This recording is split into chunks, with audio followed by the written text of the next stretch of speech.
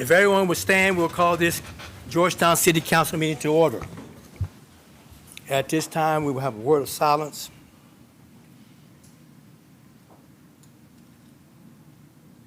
Thank you. I will ask Councilwoman Willow Hambrick to lead us in the pledge. I pledge allegiance to the flag of the United States of America and to the republic for which it stands, one nation, under God, indivisible, with liberty and justice for all. Thank you, and welcome to Georgetown City Council meeting for Monday, June 22nd, 2026.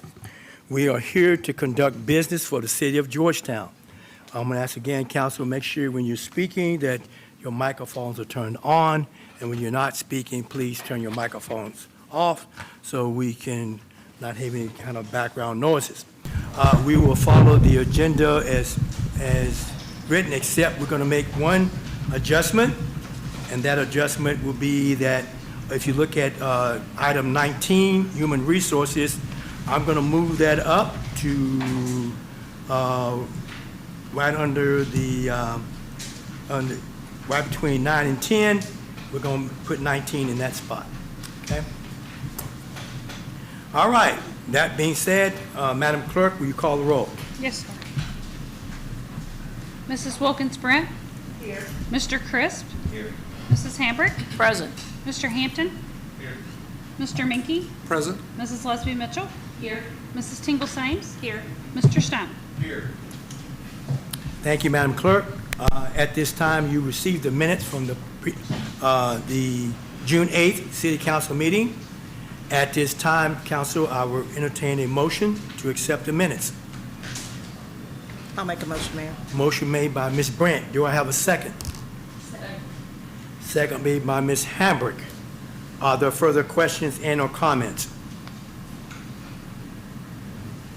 All those in favor of the motion signify by saying aye. Aye. Those opposed say nay. Item 4, the receipt of the check registry. Council, you should have received that. If you have received those check registry, receipt of the check registry, register, excuse me, please show by raising your hands. Let the record reflect that all received. Item number 5, public comments.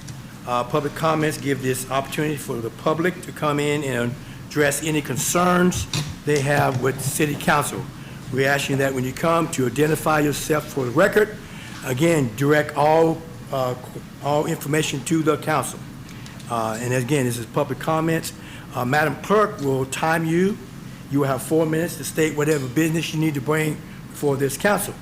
At 3-minute mark, she will alert you that 3 minutes has elapsed and you have 1 more minute. And then at the end of 4 minutes, she will say that your 4 minutes is up, and we will ask that you be respectful and then take your seat so we may continue on. Next, we have on the for public comments, we have Mr. Terry Thomas on the cabins. Hello, how's everybody doing? Hope everybody's doing okay. We're here today, we want to talk a little bit about the old cabin that we have in surplus. I was here a little bit the last time we was meeting, and I talked about it a little bit.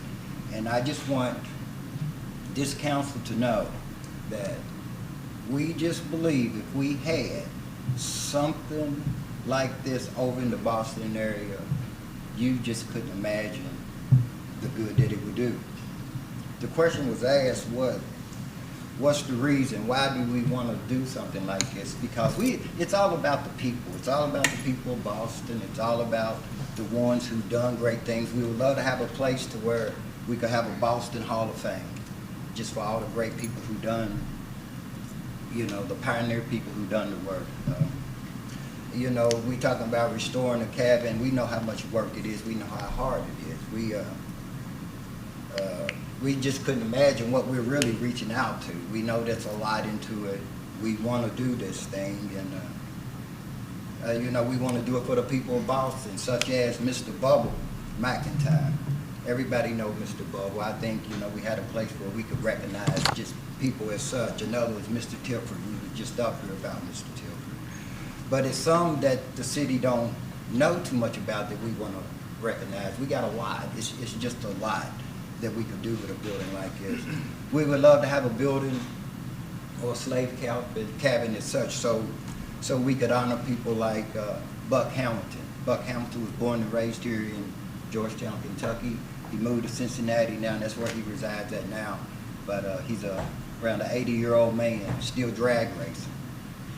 Still drag racing, but the thing that make his special is one day he was at a drag race and something was going on with his car. He went over to the local Radio Shack and bought something in there, and he still get royalties today off of that. So it's people like him, Clifford Pruitt. In 1900, y'all done heard several times about this man by the name of Clifford Pruitt. He was a black man. He was freed. When he was freed, he couldn't read or write. By the time 10 years after that, he was one of the richest men in Georgetown. I was looking at a paper the other day. It was talking about him, and it's talking about his accumulation. He had $30,000 in his bank as an old man. This is 1900, and that's equivalent to $1.2 million today. So we had them kind of people. That's the reason why we would love to have a place as such. And in the process is, we restoring the slave cabin. I wanted to think about 3 potential benefits. That's 3 minutes. 3 potential benefits from preserving the cabin: preserving history, promoting education, and fostering community. And by that, I'm gonna go on and read this because my time is getting short, but it's talking about a cabin built by slaves. Cabin built by slaves in Georgetown, Kentucky is a piece of history that holds significant importance. Unfortunately, currently it's in bad shape, which poses a challenge for the preservation. Relocating it to a prominent spot in the Boston community could provide and showcase the community's rich heritage. By incorporating the cabin into Georgetown, if we had a legacy tour, the city could highlight the stories and the experiences of those who built it. This can help educate visitors about the history of slavery and its lasting impact on this community. The professionals from Boston. That's 4 minutes. Thank you. Now, Christopher,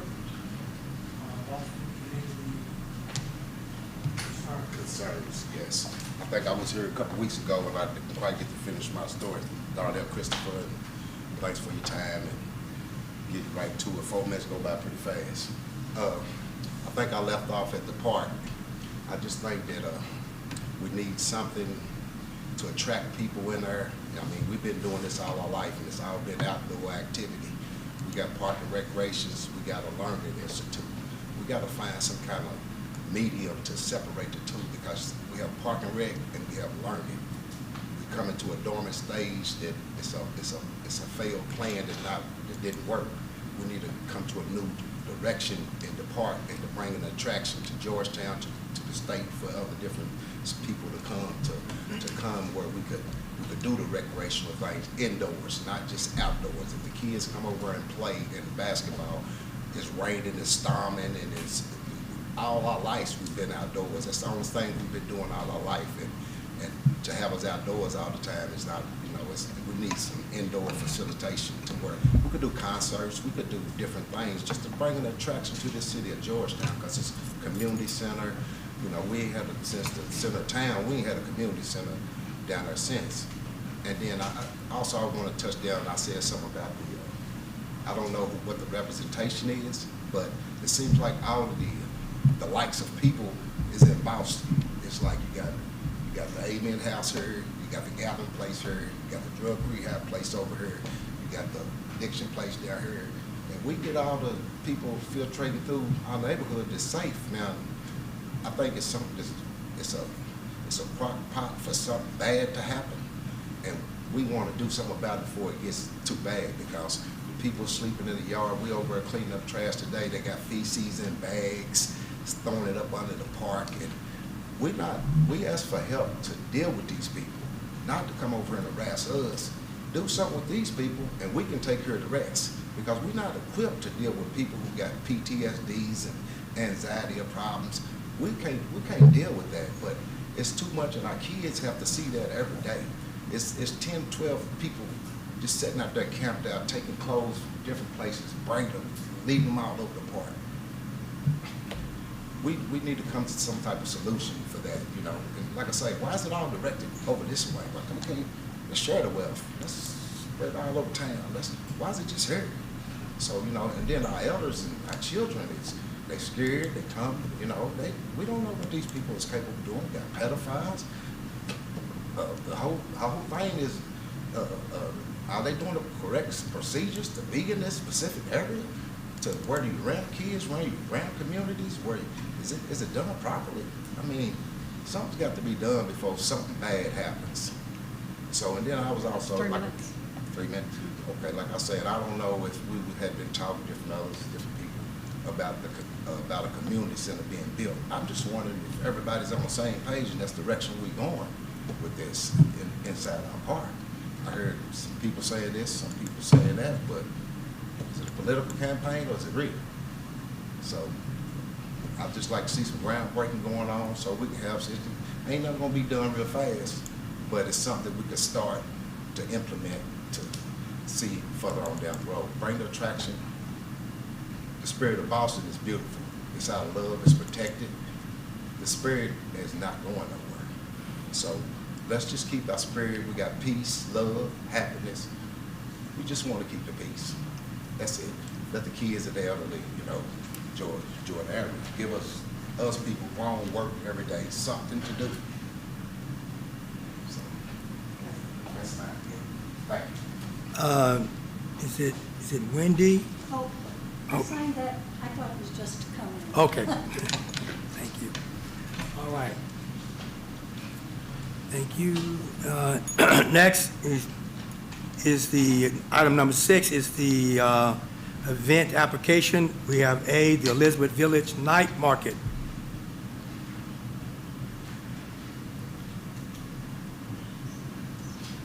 All right. Nobody from Elizabeth Village. All right. Item number 6B, Jake Away Cowboy car and bike cruise in. Whew. Mouthful. Hello, my name is Brendan Ruiz. I'm with Jake's Way. Each year we have an event at Country Boy. It's a car show that raises money for funeral expenses for unexpected and sudden deaths in our community. This year we're seeking a road closure again on Corporate Boulevard from the intersection of Innovation Way for approximately 1,000 feet up until the entrance of the Creo Forum parking lot. It'll be on October 11th from 10:30 to 6:30. I'll make the motion, Mayor. All right, you hear the request, and motion is made by Ms. Brent. Second, Mayor. Second made by Mr. Stone. Are there further questions and/or comments? Just a quick question. So given it's out in the business park and sometimes they work on those days, is there a communication that's going out to all the businesses in the park? There won't be any obstruction to any of those businesses. There's going to be entrances. Our road closure goes from after Innovation Way up until before the first business there at Creo Forum. And there's 3 other entrances into that business park as well. But my question is there going to be a communication to them? I mean, so that they know to take those other 2 entrances? Not that I'm aware of, but we can do that if we need to. I think that would be a good idea. Yeah. Okay. Is there any other questions and/or comments? All those in favor of the motion signify by saying aye. Aye. Those opposed say nay. Let the record reflect that it passed. Okay, item number 7, mayor's comments. Got a couple of things here I want to talk about. First of all, City Hall, you know, as the reminder, and I mentioned this a while back, hopefully we are still scheduled to, on July the 13th, will be the, start of the new fiscal year. Will be our first council meeting hopefully in our new facility. So it'll be July the 13th. We're going to have a open house from 4 to 6 p.m. in front there. So, and all y'all will be invited, and the public will be invited. So stay tuned for that. And also, council, there were some questions as to, you all asked us to look into the water mitigation in the basement. We're still working on that, and we'll have something for you this week to explain what's going on there. Item number 2 is the Royal Spring Cabin number 2. Now, we have talked a little bit about this. As you know, Georgetown Municipal Water Sewer is waiting kind of like what we want to do with. You know, cabin 1 is pretty much decided with that, but cabin 2 is, I think, is what we'll need to talk a little bit and have some discussion on. And I wanted to put this on this agenda because this is very important. And like I said, you hear the gentleman come up and talk about the importance of their mind about these cabins and so on. That being said, there are some options that we need to do. One thing we need to remember is this. GMSWSS is on a timeline. They've got projects, they have to have that done. So, you know, I'm going to make a recommendation in just a few minutes on what I would like to see this council to entertain. Just to kind of give you a run through some possible scenarios on this. This is talking about cabin number 2, okay? That for that location, that is the one down near the KU building, of course, the fence line, okay? That is still on the ground. Cabin 1 is, as you see, is up on the trailer at this point in time. So the first one would be that, number 1 would be to actually surplus cabin number 2 as to the original contract. And surplus, it means that that's a council action that has to be done. Item number 2, it will be a change order. And the change order will be that what we would do here is the cabin stays in location, but you got to work around it. And working around it, it's an estimated $87,730.15. All right? And of course, option number 3 will be request the change order for cabin number 2 is to just pick it up and then run it and then put it back. All right? Now, the cost of that, I don't know what that will cost at this point in time. Now, here's something that I want to suggest that you all look at. You know, there's a lot of, you know, thought that needs to go into this. And, you know, maybe we need to, for the sake of getting Georgetown Municipal Water their opportunity to go in and finish and continue with their project, I'm going to make a recommendation that we do is that we pick it up and just put it, and then from there. And then we can decide, and you can have a conversation with your constituents, whatever, and then come back and say, okay, maybe we need to put it back in the same place. Maybe we need to move it to a new place, whether it be in Boston Park, or maybe, remember that Sadie'ville had asked for it. So those are some options there. But the thing I want to make sure we do is that we allow the Georgetown Municipal Water to go ahead and get it out of the way so they can continue on with their project. Now, if you got any questions, they're here. And they can come up and offer that. That would be my suggestion. I have a question. Okay? So if we pick it up and just move it, that's the $87,000 option? No. 87,000 is we leave it in place Oh, and we go work around. around it. And then we don't know how much it'll cost to just pick it up and No, we move do it? not know. Okay. However, they did that for the leach cabin. They Right. moved it. So Yes. would it be a similar cost is the question? I'm not sure if that would be the similar cost, but I think, and correct me if I'm wrong, I think the estimated was about $35,000 as part of that project. Now, you could think that it might be somewhere close to that, or maybe more, I don't know.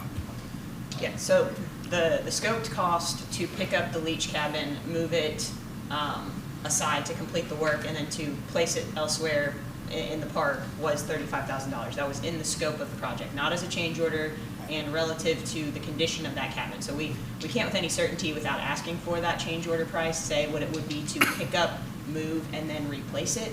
I think what Mayor Jenkins is suggesting as an option is, if there's interest in having further conversation and researching some of the ideas that have been brought by the community and the council, that an option to allow the project to continue progressing would be to see what it looks like to pick it up, move it aside, and then continue the conversations, assess the condition of it, because that's obviously a consideration as well, whether it can withstand a big move or whether it should be evaluated to be disassembled and reassembled, and just research and look into what best suits the community's needs. So I think that suggestion was not to get the price to move it and put it back, not make that full decision, but to just get it moved aside So to work- facilitate the conversation and the project at the same time. So what is the actual project timing and the amount of time that we have to actually make that decision and execute? I'm gonna ask, bring them up, because Alan and them can tell me exactly. I don't know the exact date that they'll be coming through the park. They'll be coming here pretty soon. They'll be in there mid-July, August, and that time frame they're probably going to start up in the park. Right now, the contractor's already screaming at me. He's had a delay because we have held them up from doing the contract, which was to dispose of that cabin. So we're already under pressure from the contractor for delays. So, may I? Yes, go ahead. Our next meeting is 3 weeks from tonight, and that would, so that would be in the heart of the project. If we did nothing, Mm-hmm. If we do nothing, I'm sure the contractor's going to hit me up, ask for some more delays. right, which would cost money. Yeah. So how much was in the contract to The to bid, move- the bid contract price was $10,000 to disassemble and dispose of the cabin. and where was it going to be disposed of? It was probably going to be chopped up. It's in pretty rough condition. The wood it's not treated wood. There's no paint or stain on it. It's just raw wood from the 1870s, 1860s, and it's weathered harder, much harder than the leach cabin has. It has more water damage, more insect damage to it. The subcontractor that originally brought it down here has indicated he's not too sure if he can get it lifted up and moved. He doesn't know if he can hold it together. So, but we haven't asked him to do anything of that nature. So right now the bid is $10,000 to dispose of it. So I'm wondering, is there another option to disassemble, not cut it up, but disassemble it, evaluate the integrity of it, and then being able to reassemble it somewhere? You know, whether that's in Boston or some other place, but being able to preserve the options and still not negatively impact the sewer project. And that would already be built in, at least the disassembly would be built into the contract, correct? Unless they're just going to take chainsaws to it. Yeah. I don't know what they were going to do, but they're just disposing. Yeah. Yes. If it's as old as they say it is, and I know it came from Grant County, but still a lot of history in that building, so, you know, disassemble it, set it to the side. If that's what is chose to do with it, then we can, you know, we can make a decision of where to reassemble it without them chopping it up and getting rid of a piece of history, so. But the original contract was to dispose of cabin 2, which is the one about, and then move the leach cabin into that spot. So, like you're asking, if we just disassemble it and stack it up over the side, we could still accommodate those things. But there's going to be a cost to disassemble it. And then maybe find someone to actually, that are good at this stuff, can actually reassemble it. We'd have to find somebody that knows how to do that, yeah. But before you disassemble it, could you get an assessment on whether it could just be picked up and moved right now? Right. Instead of disassembling it, and then option B to that would be to disassemble if it couldn't be Yeah. picked up Yeah. safely Right. and then do that. But your first option would just be to move it first. We've already had the subcontractor express concerns, and he's concerned that he can't pick up the whole bottom run of it, it's rotten down, so I can have him reassess it, but I don't know what, that assessment's gonna change. That would be, I think, I think best. best. Yeah. Do you have somebody other than just the general contractor? Because he's not into. The general contractor's not informed with the cabin. His subcontractor is Judy, the company that moved it down here originally. It's the same Okay. company. Well, can you not have somebody that actually, their forte is historic buildings or old cabins instead of just a general contractor looking at it to see how much valuable option there is in saving it? I guess we could try to reach out and find somebody, but, yeah. So obviously, we're talking about this in the scope of the Georgetown Municipal Project, but, the cabins that's not a separate conversation, but it's kind of a city conversation. So if there's interest in the city, I know that the Kentucky Heritage Council has contacts that they can help refer to us. I know that one has already been in contact when this conversation previously occurred. So if the council and the mayor are interested in that independent assessment, obviously Georgetown Municipal is going to have to take some action relative to their contract, but we independently can look into an inspection like that and see what opportunities could be there if that's a path. I think we're still balancing that with making sure that we're facilitating their project continuing, but if that assessment's going to happen, I think that's something the city should take on as a project before kind of advising Georgetown Municipal on their contract. So if that's a path you all want to take. And I have no problem with the city taking up that part of it because it is our park and it is our cabin. But honestly, to see if we're even talking about that we could or couldn't surplus it, give it to somebody else or move it or whatever, I think from what I'm hearing, as damaged as it is, we need somebody in the know of cabins, not general construction, they're new construction, but in old construction to actually take a look at it and see if it's worth it, and give us a report back on it to make a knowledgeable decision on it. I really think we need somebody that's skilled in that area to look at it. So if you think city can get connections for it, that would be my recommendation for the city to take somebody to take a look at it. Because they may come in and somebody wants to save a cabin, and they may say, there's no way you can save this. And then we know to let them do what they need to do. But isn't that the group that's moving the cabin, aren't they specialized in that activity? I do know that they have experience in moving historic structures. I don't know the extent of their experience relative to assessing the condition, but we can certainly ask that question. But yes, the subcontractor that initially moved it from Shelbyville? Yes. Initially brought it here from Shelbyville is the same contractor who'll be working with it now. Not sure what condition it was in then versus now, but certainly can ask that question. All right. Go ahead. Ms. Mitchell. So it's been locked up and unsafe for years. I mean, nobody's been allowed in it. And it seems to me that it's pretty obvious that it's in rough shape. And regardless of what we do with it, if we move it, which, I mean, I would love to see us do that somewhere.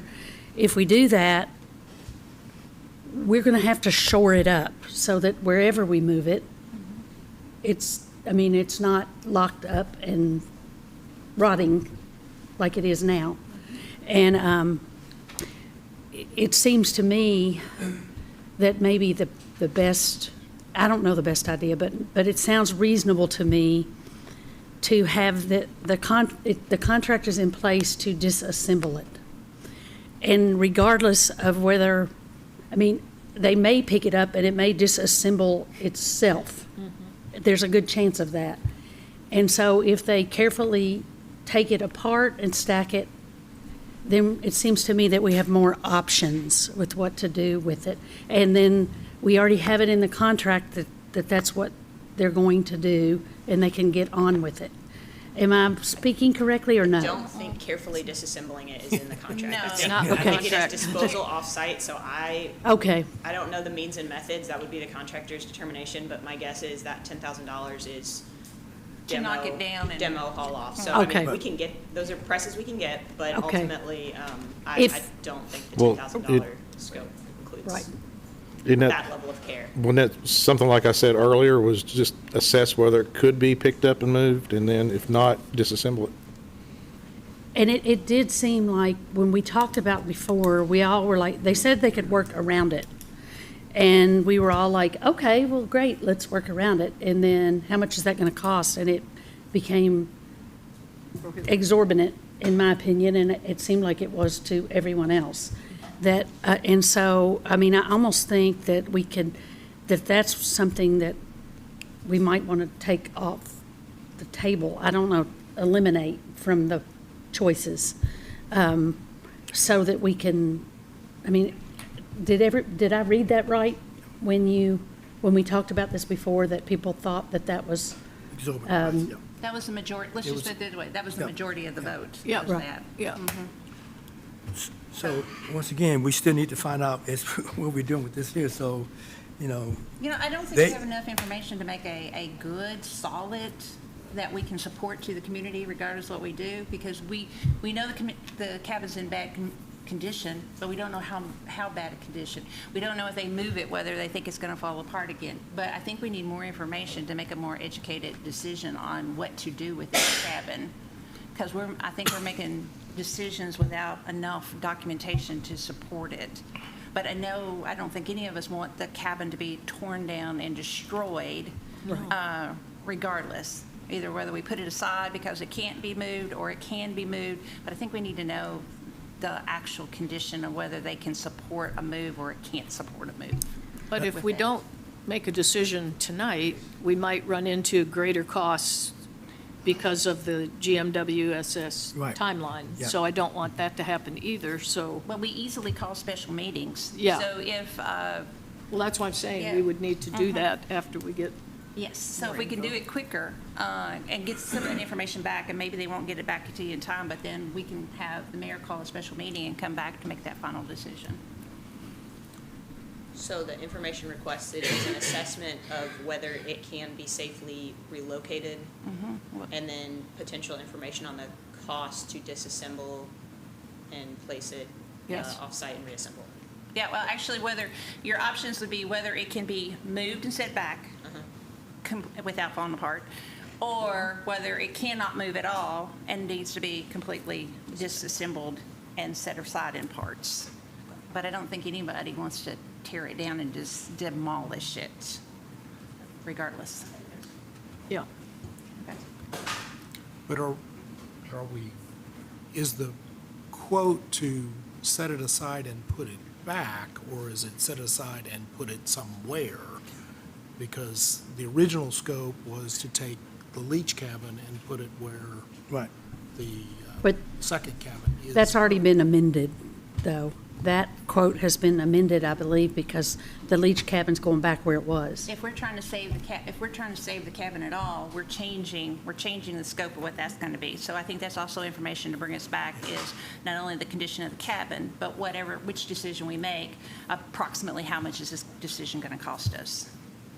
Does that make sense to you, Devin? Yeah, it does. I think, Okay. looking at the different options, the move and set back where it was versus if the condition doesn't allow that. I mean, if the condition, quote, does allow that, Right. subject to things Yes. going okay, what's the price? And then if that isn't sustainable or that's not an option, cost to disassemble and then ultimately. Reassemble somewhere. An assembly cost at some point as well, Right. but that's, I think, we're gonna have to do some research to find the right tradesperson for that, but. Right. But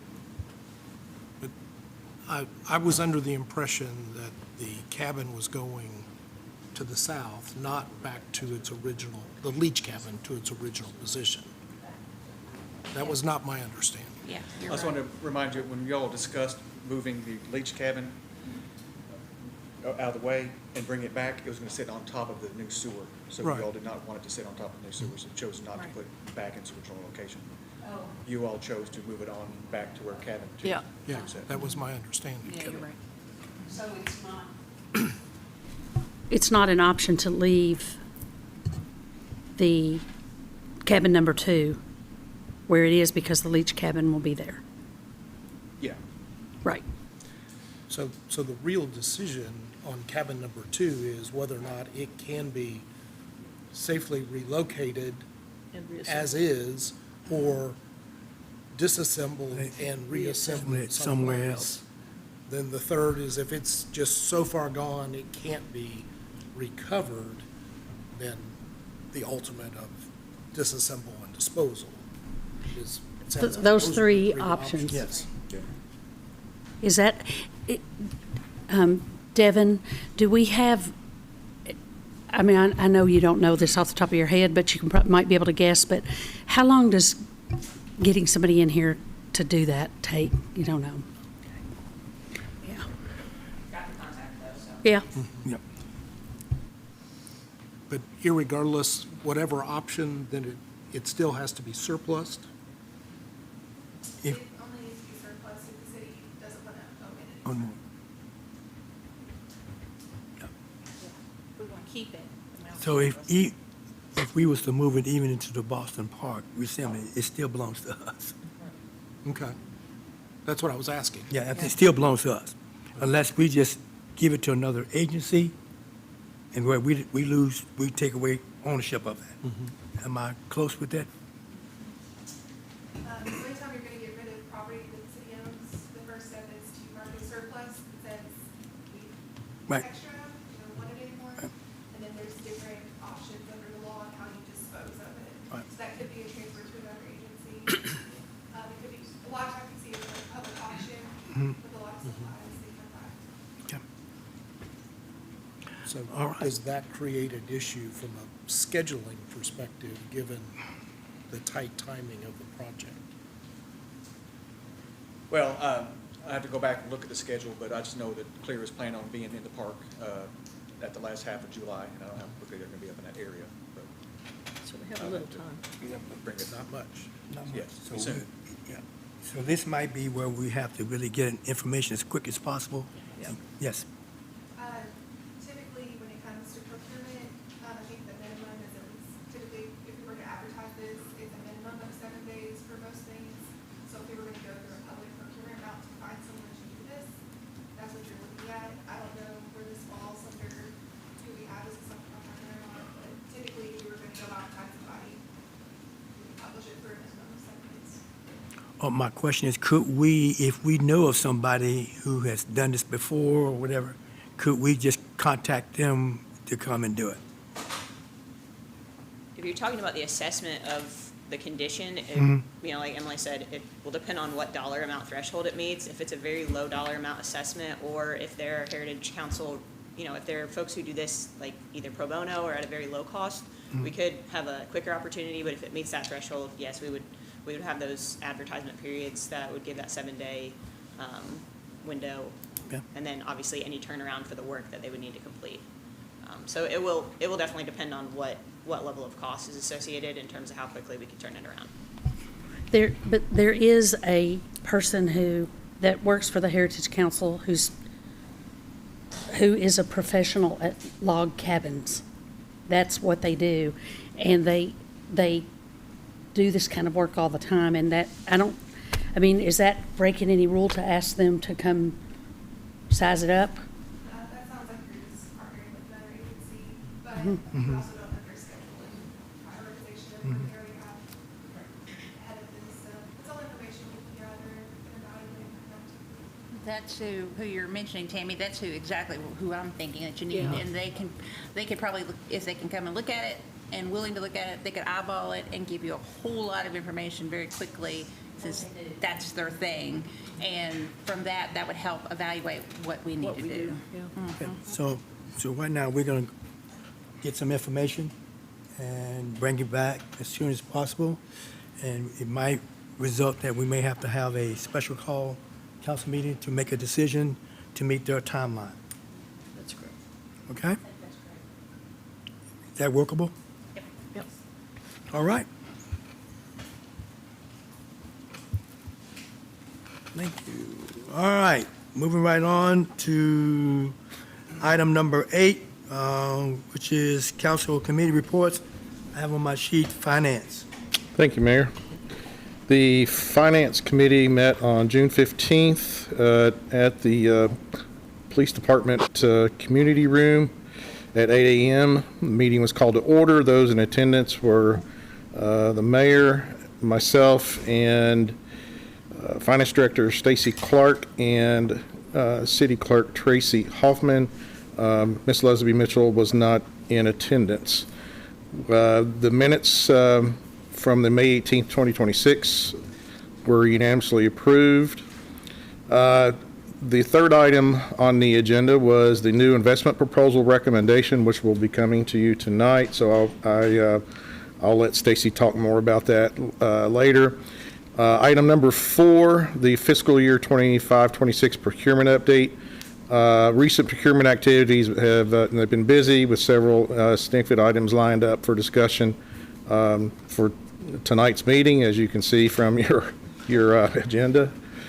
And let's see, the state has increased the bid limit to $50,000, and we adopted by municipal order in 2022 a provision that the bid limit would conform to the state statutes. Effective July 15th, 2026, the bid limit will go up to $50,000. It is currently $40,000 for formal bids. We discussed the fiscal year 25-26 carry forward budget items.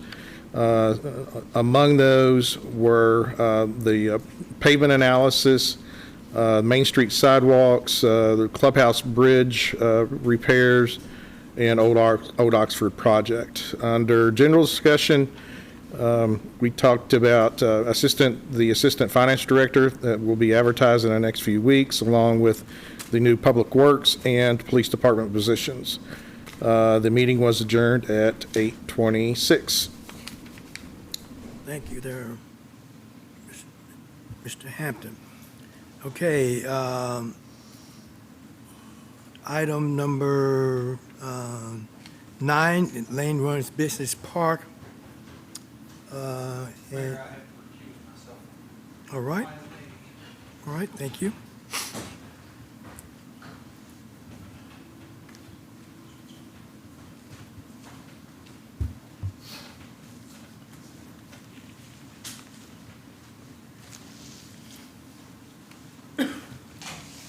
Okay, you got Mr. Jack Connor. Yeah, thank you, Mayor, Council.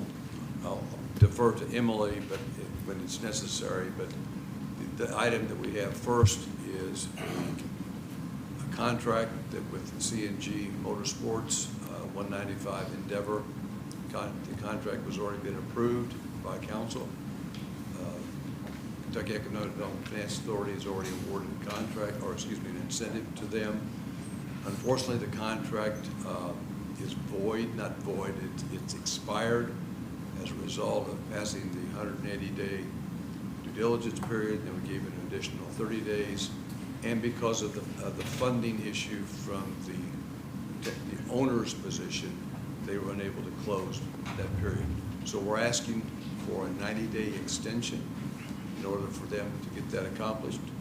Talking to the owner last Friday, having them sign the extension, they thought they could have this done probably within 4 weeks of your signing the additional 90-day contract.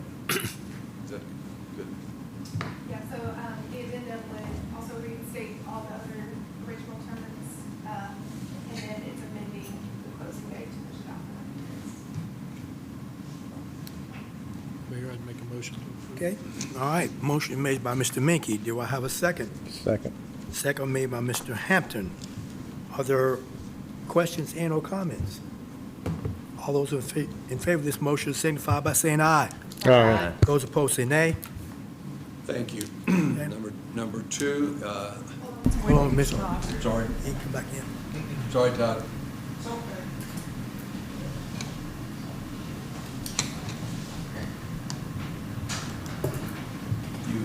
You should have in your packet, Emily prepared a map that showed you all 3 parcels we're talking about. Obviously, the one on Dever, which is CNG. The Business Park Authority received on Thursday morning 2 additional contracts for Lanes Run. If you'll look at the first one I want to present, it's at the bottom. It's one of our pad-ready sites. It's the one in the middle, so it's just a little bit east of Universal Piping. This is 4.4 acres. This is phase 2, so that's $35,000 per acre. And both this contract and the other one that I'll be mentioning, neither one of those are interested in an incentive, which they would have been eligible for KBI. So the first one is LG Fox. LG Fox is a manufacturer of the NICS code that you have. I'd be more than happy to read it to you, but they do everything from millwright to manufacturing. They're the type of business that comes into Toyota, as an example, on shutdown and does a significant amount of work. They also do work with a number of Japanese companies. They also work with Volkswagen. So when they come, and by the way, they're currently located outside Scott County, so they would be moving into Scott County from another location. And I've already been in contact with that company or that economic developer in that community, just to make sure that everything's good. Always do that with everybody that's moving somewhere. So when they come on a job site, for your information, the number that I was given by the vice president or CPA is about 150 jobs. So we're talking large wage positions. I can answer any questions if you may on that. Motion one. At this time, a motion made by Ms. Mitchell. Do I have a second? Second, Mr. Mayor. Second made by Mr. Chris. Are there further questions and/or comments? All those in favor of the motion signify by saying aye. Aye. Those opposed say nay. Item C, land sale contract. Next is code 423930, waste disposal equipment, assembly/distribution. This is Refuge Supply. They are currently a lessee at Cyrock Holdings at Old Delaplane, which actually is not in the park, but they have 75,000 square feet. So they have partials of 15,000 feet apiece. They've been there for quite some time, and now they want to make the move that we want everybody to make, go from a lessee to a lessor position. So I gave you that map on purpose. And by the way, P&Z folks are here, the staff. Everything that we do does go through P&Z first to make sure that they meet all of the requirements for BP1. So in the case, obviously, of C&G, they met that, but LG Fox meets their requirements as well as this particular claim. So, as you note, under their NICS code, they supply garbage truck parts and equipment. They currently do that in that location. They also do a small amount of assembly work. They actually import material from China, and then they assemble. But the beauty of this particular facility that they're going to be building in our park is that it's going to give them the opportunity to move more into engineering, more into manufacturing. It's going to allow them to do some other kind of unique things that will relate more here to parts for garbage, vehicles, et cetera, than they would do elsewhere. The interesting thing is, and when I met with Holden on this particular project, and the reason I'm showing you this conceptual plan, it's nothing more than a conceptual plan. It has not been through P&Z, it's not been through the Business Park Authority or anybody. I just wanted to see kind of what he was talking about. We have great demand for product. You've heard that from me for a number of years. And some of that product really is people looking for lease space, not to buy, but to lease, to begin to build their business. So in this particular case, we've footprinted 3 25,000 square foot buildings. The first 25 would be his.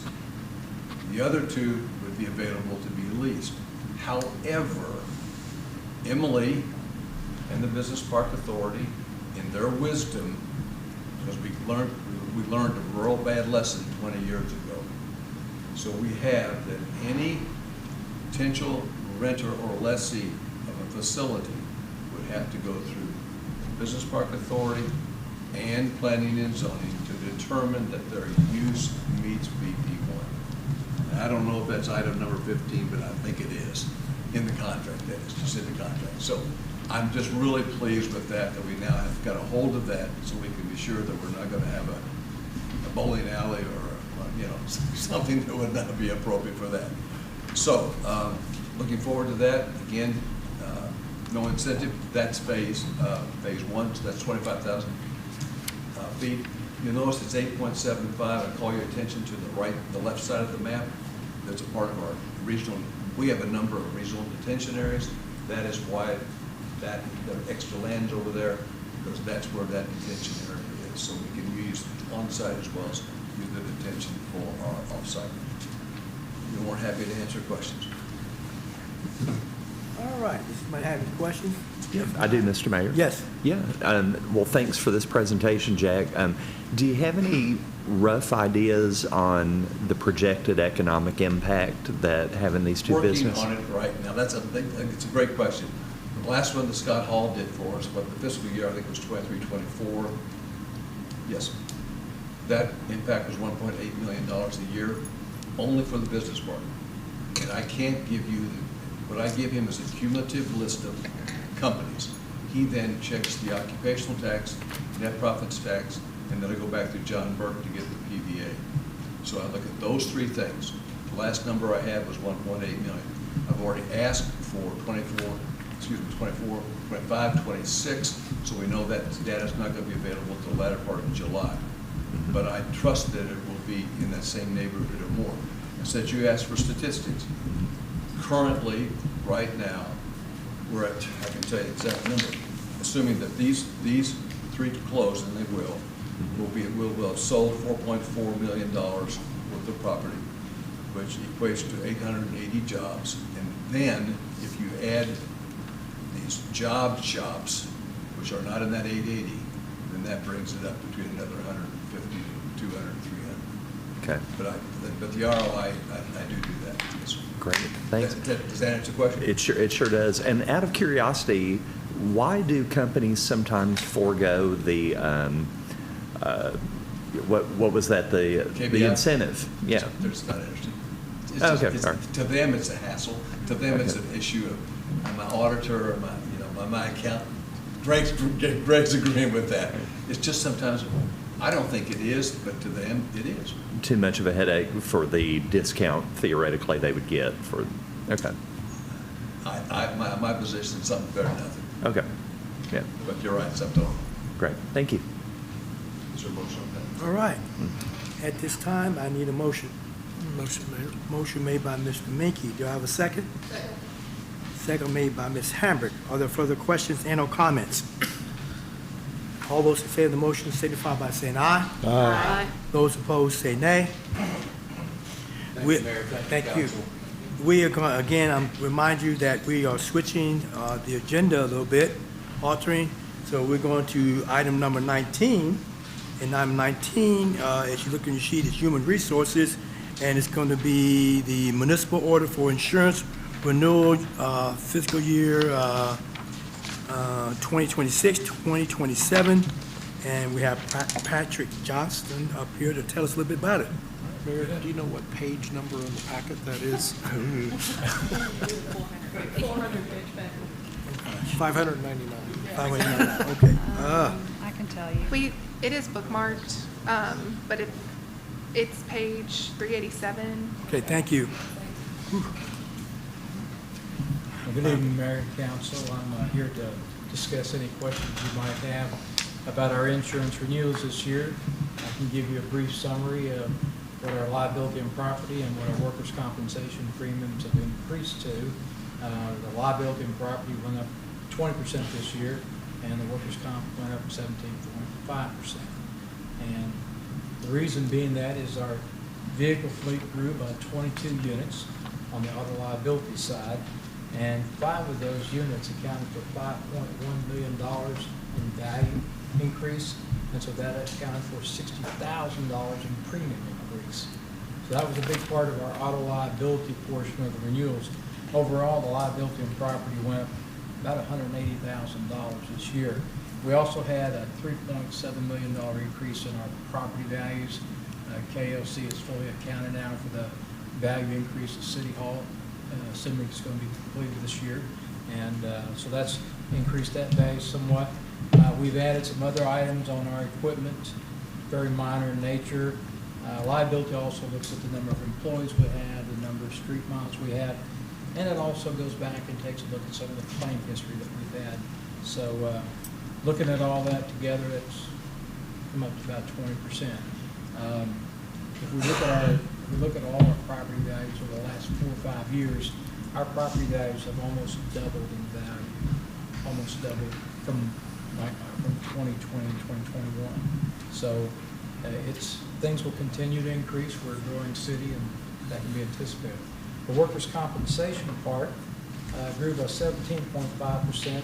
Again, it's a combination of growth of employees, salaries, and the type of exposures that we have. We do some of the most dangerous work anywhere around, between police, fire, public works, being out in the streets and roads. So the premiums for that type of work are basically higher. So the overall, this past year, we also had a few claims, not significant, but we did have some over the last 3 or 4 years, and they look back over that period of time and they try to balance out all your premiums, but it did go up 17.5%.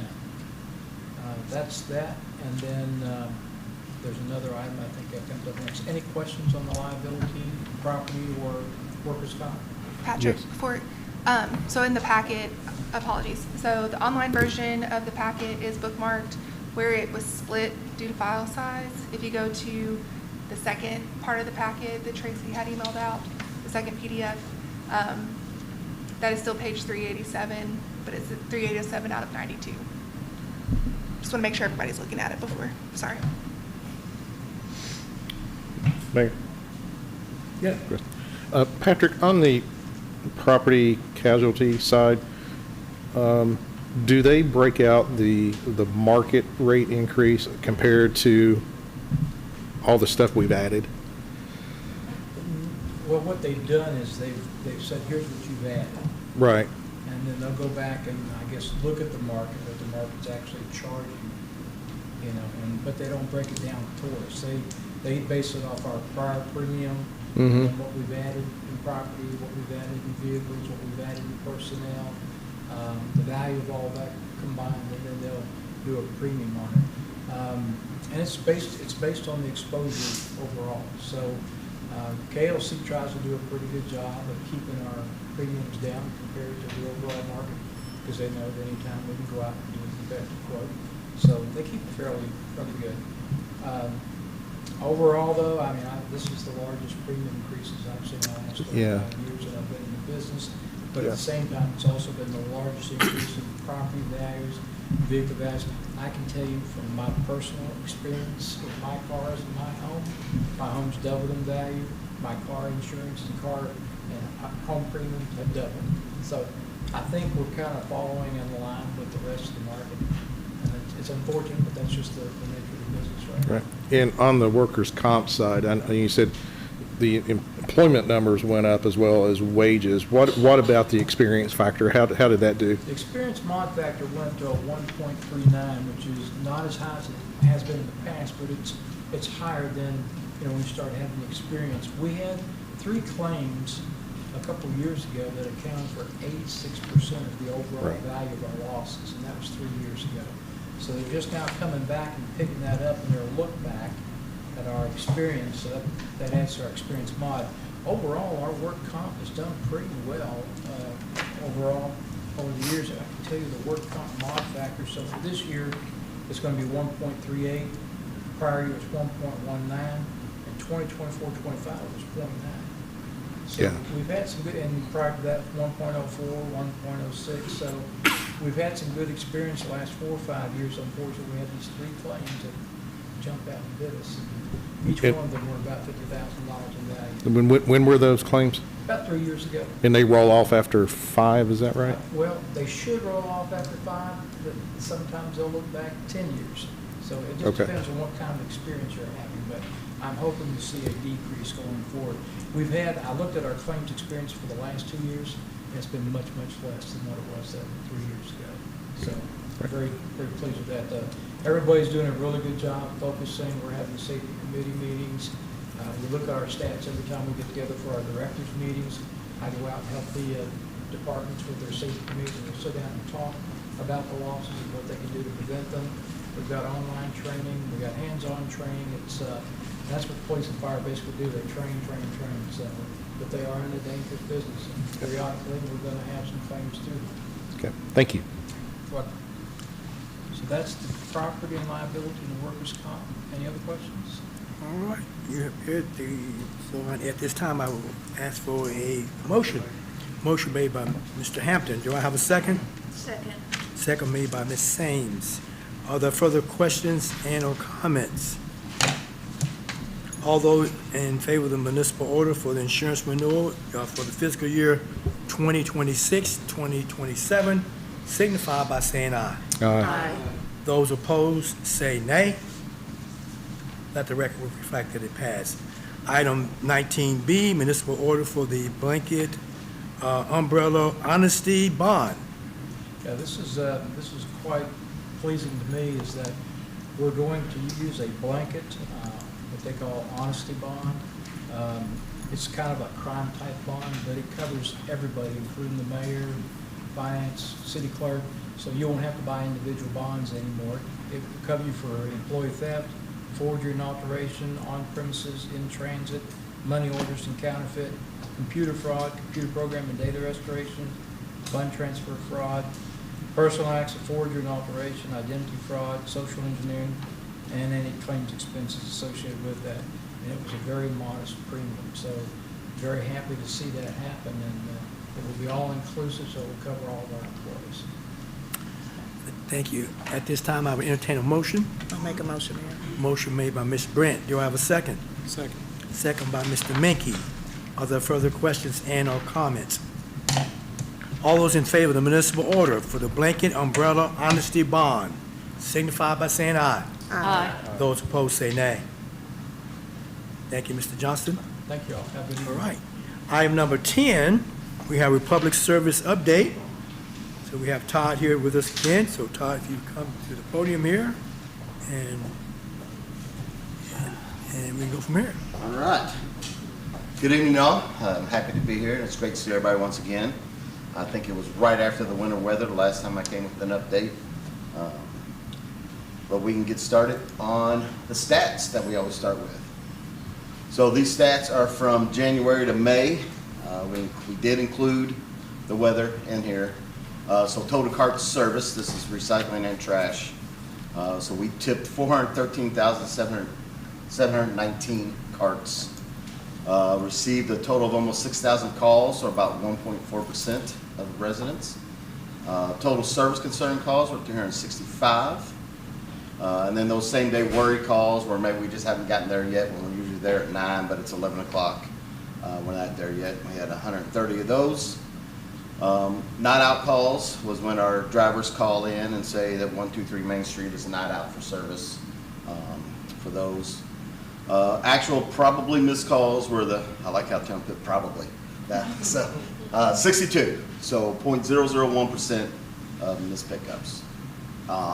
Only had 12 calls during the snow event. I think that the communication that was going back and forth was so much better this year than it was in 25.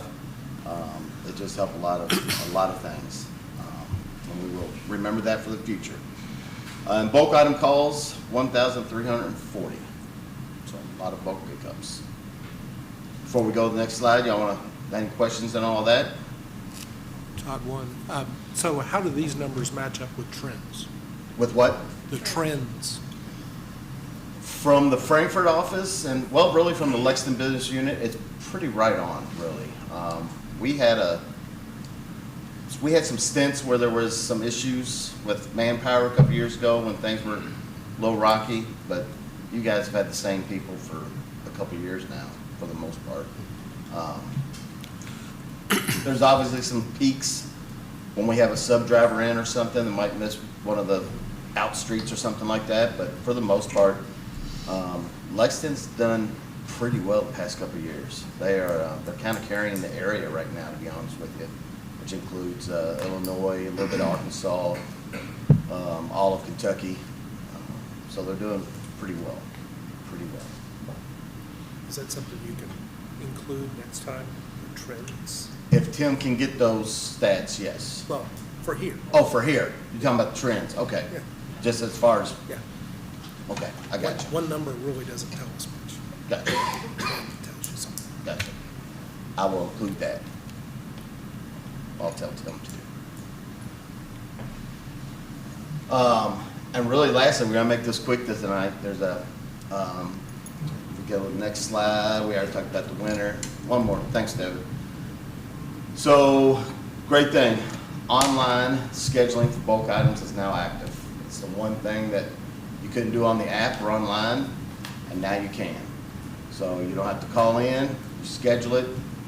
It goes through our system, it automatically creates a work order, and you'll get it will prompt you through all the prompts, and then we'll say you're finished, item is scheduled, for the most part. It will take you through the prompts, identify what type of item you have, whether it's furniture, appliance, or other item type deal. So once you click on furniture, we'll say bed, mattress, box spring, couch, whatever, appliance. If you click on refrigerator or something else that like an AC unit, a window AC unit, that will tell you, you gotta have it drained by a licensed technician before we can take it to the landfill. So it's an awesome, awesome thing. We've been waiting on it a long time to just finalize our app. So, any questions overall? Yeah, a quick one. It's sort of a little bit on trends, but are there any service areas that you've noticed or any special parts of town or anything at all that continue to present challenges? Or when you guys, the rare time nowadays you seem to have an issue, is it just kind of hit and miss in different parts of town? It's mainly hit or miss, but the only one I can't even think of the name of it, is one of the trailer parks. Whenever there's a storm, one of those wires gets down a little bit too low, and if one of the shorter trucks isn't out here, which is the one from Cynthiana that we used to bring in for help, if he's got time, he's got to come and get that, because the trucks just can't get underneath of it. It just goes down just a certain amount, and it's just too short. But other than that, like I said, with the same drivers out here, they know how to get around. They, I don't hear anything, honestly. Great. I really do not. Mayor, if I can, so second time you've been here, and I haven't had any complaints since the last time you've been here, so good job. Fantastic, great to hear. Thank you. Mayor, just one other quick question. So Todd, we've talked in other avenues, in other areas about traffic on the roads, parking on the roads. Are there any areas that you guys have more challenges with from a parking on the road where people are setting out their... The only time that hits us, honestly, Kim, is when something's going on 64 and we get down to Main Street too late. That's when it hits us. Okay. And Gina always sends an email to the mayor's office, letting know the situation, we'll be back the next day. Okay. Yep. All right. Thank you, Todd. Thank you, guys. All right, item number 11, the fiscal year 2024-2025 annual audit presentation, RFH PLLC. Thank you. I'm Heather Cochran with RFH. You should have in front of you probably two pieces of information. One is this bound booklet, which I was told that I match. So the bound booklet, which is the financial statements, and then a separate, what we call the communication with governance, which is the city council. So we'll start with the bound booklet. In here, there's lots of information in here, but there's just a few pieces I want to point out. The first is on page 1, 2, and 3. So at the very beginning is our independent auditor's report to you all for the audit. So that's the one that's on our letterhead. You look on page 1, in the second paragraph under the title opinion, you're looking for this wording. In our opinion, the financial statements referred to above present fairly in all material respects. So in an audit, that is what we call a clean opinion. That's what you're looking for when you get an audit. I always tell people that's kind of as good as it gets, right? So that's what you're looking for there. There are other things in this auditor's report. It talks about responsibilities, our responsibilities, management's responsibilities, and so on. But when you're looking at your audit report, you really want to look at that second paragraph there under opinion. So that is your independent auditor's report. Because you are a city and you're a government, you have a secondary report, which is on pages 68 and 69, kind of towards the back of the bound booklet. This is also on our letterhead. So on page 68, it's the independent auditor's report on internal control and compliance in accordance with government auditing standards. So like I said, because you all are a city, we have to follow government auditing standards, and then we have to do this secondary report. So this report basically says, if you were to look under the heading Report on Internal Control over Financial Reporting, in the very last paragraph of that section, it says, during our audit, we did not identify any deficiencies in internal control that we consider to be material weaknesses. So in the auditing world, you get these different levels of findings. Material weakness is kind of the worst, and we didn't find anything that rose to that level. So again, that's really what you want when you're getting an audit. We also, under the report on compliance and other matters on that same page, the very last sentence, we didn't have anything that we felt like we needed to disclose related to non-compliance for this particular letter. So again, you know, in the auditing world, this particular letter is kind of as good as it gets, okay? You also have, because you spent over $750,000 of federal money in 2025, we have to do an additional audit in accordance with what's called the uniform guidance. You'll also hear it called the single audit. It's just additional testing that's required when you spend a certain amount of federal funds. That is on page 70, 71, and I believe 72.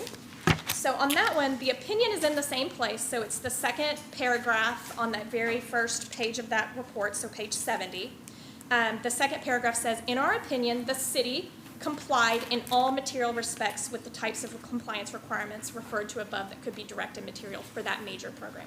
So again, that's kind of as good as it gets for your program. So we selected a major program to look at. We looked at it. We didn't see anything that caused us any concern related to the program. So that's what you're looking for there.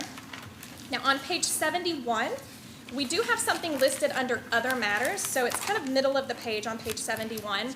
It says, we did find something that was non-compliance related to the uniform guidance specifically, so related to this uniform guidance specifically, that we are required to disclose. So we'll go back to where that is in the report. That is on page 74 and 75. And this really just relates to the timing of when you're required to submit your audit to what's called the Federal Audit Clearinghouse. When you have a single audit, when you do have those federal funds that you're spent. You're required to submit it at the latest by March 31st. So that didn't happen this year. It was a little bit past that when everything got wrapped up and submitted. So it was a little bit late, and we feel like we needed to inform you all that it was a little late. Now, in the grand scheme of things, you know, we have this happen sometimes. It is late, and in my experience, not a lot usually ever comes of it. Now, I do always recommend that you file those things on time, but as far as repercussions, I don't typically experience much in the way of repercussions when you file it late, okay? So that was on page, like I said, page 74 and 75. Now, the rest of this bound booklet is your financial statements. I think I tell people, I think it gets longer every year. You know, we just have to add more and more stuff, so it's a lot of reading, you know, if you've got the time, maybe before bed at night, you know, you can read your financial statements. So that's the bound booklet. Then we also have this secondary letter. Like I said, this is the letter that we consider to be our letter to council. Most of the information in this letter are things that we're required to communicate with you. You know, for instance, if we were to have disagreements with management during the course of the audit, or difficulties in getting information, or something that was just like, we need to communicate this information to you, that would be in this letter. There isn't really anything like that in this letter. We do have what we call other matters. So these are items that didn't rise to the level to be included in the bound booklet, so they weren't material weaknesses or significant deficiencies in internal controls, but there are other things that we want you to be thinking about and to be aware of. So that is on the second page, and the second and third page. And so the first one relates to, a couple years ago, we were required to start recording leases and what they call subscription-based information technology arrangements. We'll abbreviate that SABITAs, so you'll hear that terminology in the accounting world. We were required to start recording those in a very specific way. And so this past year, you all authorized some of these leases and these information technology arrangements, and these are like long-term software agreements and things like that, or they're leased vehicles, that you're doing over a number of years. So you all authorized, some of those to basically purchase or spend the money, but the budget wasn't actually amended to show that. So it's really a timing thing. I know Stacy and I have talked about it, and I think you all have a plan for making sure to try to get all of those in there. It wasn't that you didn't approve them. It was just more of a administrative type thing that didn't happen. So just want to mention that. This is actually fairly common at cities. I'm not going to lie. These things are pretty new. We haven't been doing them for a long time this way. So that particular finding does happen fairly frequently. So that was the item that's on that second page. On the third page, so the very last page, we also had an item related to nuisance, if I can say that word, abatement expenditures. So prior to us starting our audit, we were actually, I believe it was Stacy, reached out, that had some concerns about some internal controls related to your nuisance abatement. And so when we came in, we found that the things that Stacy had found and that your management had found was accurate. So we found a couple of things. We found that there were some invoices that were prepared internally by a city employee rather than the vendor. So, obviously you always want the vendor to be preparing those invoices. We also found that there was some items that lacked some documentation. It lists here work orders, service dates, or photographic evidence of the nuisance, like the grass height or whatever it is.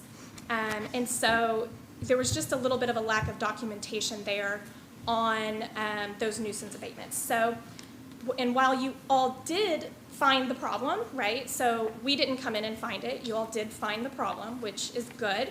It did go on, I think, for a couple of months where this happened, where these things were not being caught. So this is kind of just a reminder of, always being on the lookout for good internal controls, making sure that the people that are reviewing the things know exactly what they need to be looking for. And so, our recommendation there is that you've reviewed your controls, which I think you all have already done, and implement some additional steps to make sure it doesn't happen again. And those were our findings and what we found. Like I said, clean opinion. So that's really the main thing that you're looking for. All right, sir. Any questions of the presenter here? Quick question. Thank you for this. On the document we were just looking The at, letter? on the Yes. first page, it talks about all significant transactions have been recognized. What constitutes significant for Georgetown? It's the second paragraph, last sentence. Yeah, so significant is defined in, our standards. And I can't tell you, it's this amount of dollars because it varies, right? So when we look at things, whether they're significant, whether they're material, we look at a number of different things, both quantitative and qualitative. Would somebody's opinion on these financial statements be impacted if something was left out? All of those things. So while I can't give you, everything over this amount I know for sure is in there, I can't give you that. It is defined in our literature, and we do follow those rules to make sure everything's included that should be included. Okay. And then the previous discussion about the federal audit clearinghouse. Yes, sir. That it wasn't submitted by the end of March. End of March would have Yeah. been kind of the last point in time when it should have been submitted. So when was it submitted? When was it submitted? It was submitted probably the first part of May. It was in May. I don't have the exact date. You can look that up online if you wanted to, but I don't have the exact date, but it would have been sometime in May. Okay. And it would have been before I went on vacation, so before the 16th. Thank you. Any other questions? Thank you. Before we continue on, I want to kind of piggyback on that a little bit. As you all know, we're talking about the issue in question is about the internal controls over the nuisance abatement. You know, I want to make sure that, you know, that we're very clear that this is something that falls within the scope of the mayor, and it's an executive thing we have to do. And I take this to heart, and I take this very seriously, what has happened. But I want to let you know that we took immediately when we found out this happened, we took the appropriate steps that we needed to take to ensure that we were trying to fall in compliance and get the answers that we need and getting information.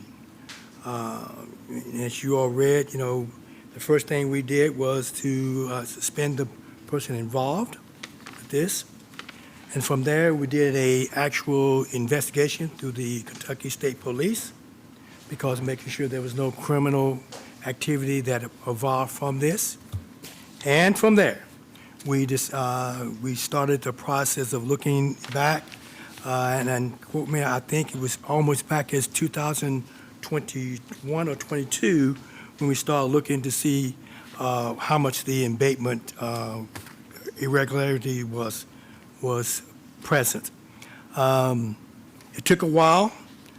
When they got through with the KSP, got through with their report, they found no finding that there was a criminal action to be done or had been committed. We also had the audit coming up, and so I made the decision to tell staff that let's continue to work to make sure we find all aspects of this, to make sure there's nothing that we miss, have the auditor look at it, have a second opinion on this, making sure we cover everything about this. So yes, it took a long time, and you could sit there and say, well, Mary, why didn't we get this done right away? That's what I did. I wanted to make sure that before I brought you this information, that had all the information they needed, such as the amount of money that was lost or was overpaid, excuse me, and what steps we're going to put in place to ensure that this doesn't happen again, and a repayment plan, which we have all done. And we start this process. Once again, I know some of you could say, if it was me, I would have done a little bit different. And I get that, and I respect that. But this is the process I took in ensuring that we got the right information to you all at the right time, and to be fully transparent. And that I'm going to stand on. And our staff did a good job of digging in the weeds to make sure they covered everything on this. So, like I said, going forward, we had a lot of things we learned. We've already put some things in place, and our hopes that, looking ahead, that this doesn't happen again, but we know it shouldn't, because we have put things in place to ensure that this doesn't happen again.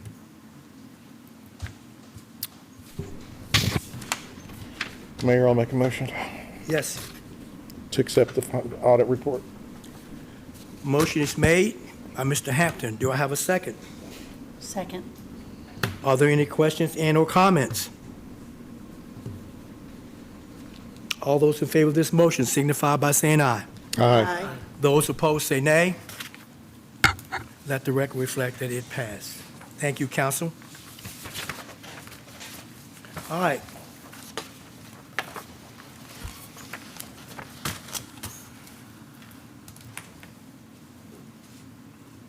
Item number 12, planning and zoning ordinance overview, proposed zoning ordinance text amendment.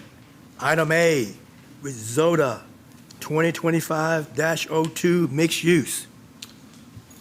Okay, so again, thank you guys for engaging with this process. As you're aware, this is one of many ZOTAs that we've proposed in the past year. We're taking them in bite-sized chunks. The first one that we're going to talk about tonight is ZOTA 2025-02, and with the mayor's permission, I'd like to go ahead and cover ZOTA 2025-04 as well, which has to do with the plan unit developments. And just put those together because they are related. Okay, thank you. I'm going to talk just briefly about why we're bringing these forward, and then my senior planner, Ms. Elise Katz, has a short presentation where we'll work through more of the nitty-gritty details because I think it's important to understand what we're doing and how we're planning to do it. So the first one, ZOTA 2025-02, has to do with residential districts, commercial districts, and the integration of some mixed-use components into our multifamily neighborhoods. This one will look very familiar. You guys have seen these before. It went through first reading, went through second reading, and then it failed for lack of a second on that. And so we're looking at it again. Maybe you make a different choice, maybe you don't. I'm still going to give you the details on it.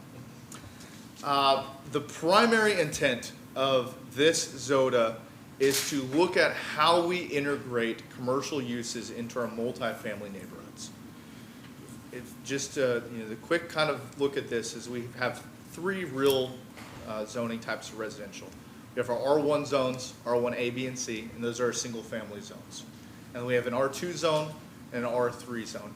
The R2 zone is limited to 12 units per building, and then the R3 zone is really where you see a lot of our large multifamily developments. The intent of this ZOTA is to allow for neighborhood commercial development to integrate into those multifamily communities. When we look at planning as a whole, one of the things that we try to do nowadays is figure out how to meet those neighborhoods' needs without having them to get on a major road, drive 2, 3, 4 miles over, and go to the the store for everything. There are some things that it makes sense to locate close to the neighborhood. There are some things that it makes sense to put out of the neighborhood. And so what we've done is in our R2 and R3 zones is we've proposed through a planned unit development to allow neighborhood commercial activities within that development. Now, obviously, they still need to get the development plan approved. They still need to go through the PUD process. But the intent, again, is to allow for a certain level of commercial activity in that residential district.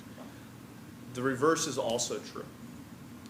What we've tried to do is identify where we might have commercial zones, where it might make sense to have some residential units built into the development at the same time.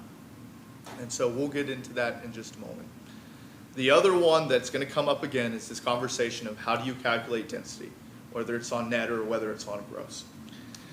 Right now, we calculate all developments' densities based on net as opposed to gross. The national trend is for new greenfield development to do it on gross. We do things differently. We're going to talk about what that kind of those downstream effects are when you make that decision. But again, last time I told you that it's for just ease of use. When you see 4.4 dwelling units per acre, it means 4.4 dwelling units per acre, and you don't have to adjust for right of way. I think the other way to really think about it is, are we doing what it is that we say that we're offering to the community?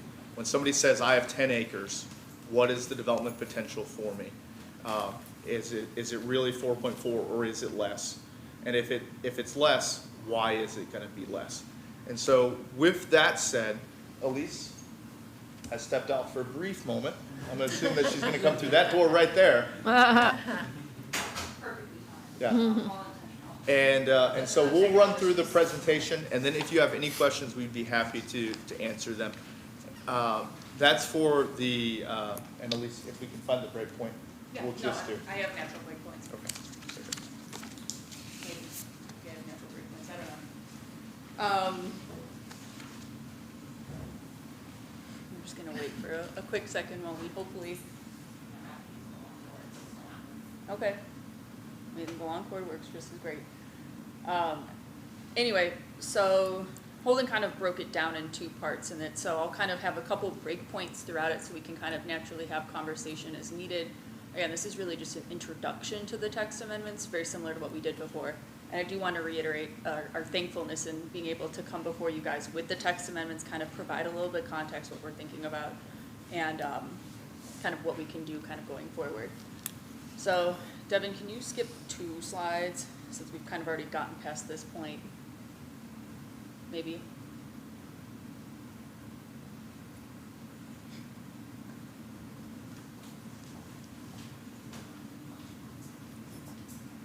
To the next slide. Yeah, I guess not. Is it progressing at all?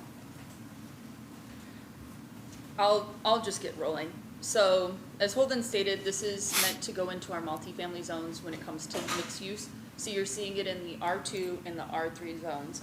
I understand previously at the time we had some discussions about some businesses that were maybe entertaining coming into areas that were single-family zoning.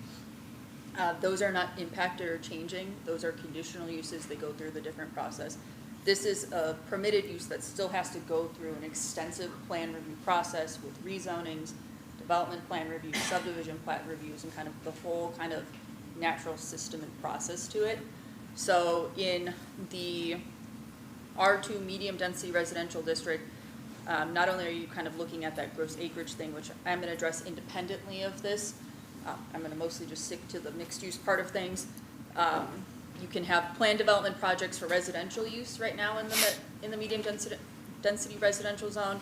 And then this is also just allowing for that potential of a neighborhood commercial, which we later define in our neighborhood commercial zone as retail sales for consumer use, consumer services for neighborhood use, and then professional business and governmental offices and labs. So it's much more kind of community-oriented, small shops out of the house, just that kind of smaller scale kind of environment. We're not looking at large gas stations and then for some reason they put a person on top of it in an apartment complex, which sounds, in my opinion, rather unpleasant. That's not what we're looking at in this zone. We're looking at very kind of controlled, scaled uses that are going to fit kind of that smaller kind of enterprise activity, kind of small business venue, that type of thing. Just kind of giving people options. The same kind of goes for the high density residential zone. We're looking at kind of clarifying some residential uses, essentially just consolidating all of them to say it's really any residential use, and then saying same thing, neighborhood commercial uses could be integrated with an approved plan unit development or mixed use project associated, and just kind of making sure that it follows our right process. We review everything as they come in and we make sure that they meet our expectations and standards for those neighborhood commercial uses. In our neighborhood commercial use, so in our commercial uses, this is where we're kind of adding a new integration of that kind of commercial component to it. Right now, there are 2 kind of target zones that are getting impacted by this. There's the neighborhood commercial zone, which is our B1 zone, and then our community commercial zone, which is our B4 zone. Neighborhood commercial is a little bit more rural focused. You see it kind of at the grade crossing intersections. You see it around Oxford. You see it around Newtown. You don't see nearly as much of it in the city limits, but it is kind of a zone that is kind of for that smaller enterprise at crossroads type energy. We added a zone description, which is part of the text amendments that you guys are reviewing under first reading later tonight. And then we're just kind of articulating that you can potentially have some residential component to it at what we would call the R1C density, which is 4.4 dwelling units an acre. So it is intended to be kind of very small scale residential to go with, or very like lower density residential to go with a lower impact, lower activity level commercial enterprise. In our B4 zone, we are adding kind of, right now it just says commercial use only by right in that area. And again, for reference, the B4 zone is a community commercial zone. So that's like Falls Creek, that's some of the stuff around Amerson Orchard where the urgent care is going for Baptist Health. Oh, perfect, this is even easier. All right, let's go, 2 more. So this is where we're at right now. So we have a list of kind of very community-oriented uses, so grocery stores, clothing stores, personal services, offices, and we're keeping all of those zones as is, and then just adding the option to potentially integrate some more compatible uses as like a second floor addition. So first floor being like a small grocery store or a convenience shop, second, third level being apartments on top. You see it a lot in like historic Georgetown, where it's not meant to replace historic Georgetown. This is a town center, but this kind of allows for the facilitation of kind of a mix of uses in a way that can be really well managed. And the B4 zone has pretty specific design standards and character components. We don't want the buildings too far from the road, so it feels pedestrian focused. We have lot coverage requirements, height requirements, so it ends up being this kind of managed, cohesive item with the density not to exceed 12 dwelling units per gross acre, which is our R2 residential density standard. I have a question. Yes, ma'am. Is that not similar to what we have downtown? It is very similar. I think that there's a big difference in what the B3 does, which is meant to be that very historic zone, and the B4, which is kind of like a newer development thing. Neither, you can't replace one with the other. So the B3 holds a lot of value. We're very proud of our downtown. We want to protect that. This just allows for people who may want to have that downtown thing but can't find a unit to live in, but they kind of want that proximity to their uses. In other areas across the nation that I'm familiar with, it comes down to like student housing or residential components. It comes down to some light assisted living facilities and just kind of new professional things where you can't really find something downtown, but you can kind of find this little small town center that's not going to replace it. It's meant to just kind of be an alternative, similar energy to it. Does that make sense? Yeah. I'll just add one really brief thing to that. The section that Elise is referring to still requires a planned unit development.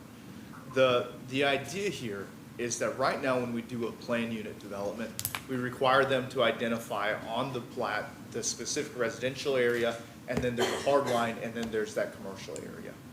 What this is really allowing to do is to, number one, not have to draw that bright line and separate those two, but again, rather allow in a planned unit development those uses to be better mixed or stacked, and really taking this idea of like a near use, you know, because our large-scale developments are already planned as one project to begin with.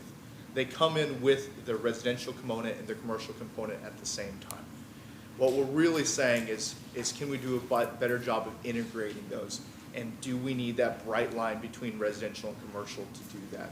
Again, we're planning for it up front. And so still requiring that planned unit development, not replacing our downtown, but rather, again, planning for these other development types. And we are already seeing those near use developments. This is just taking that next step and really making that mixed use development. Devin, if you go to my next slide. So this is just kind of breakdown of densities. So you can see in the first three columns that the single family residential districts do not have any component of that mixed use. They can still have single family or residential or like PUD projects, but they don't have that commercial facet to it.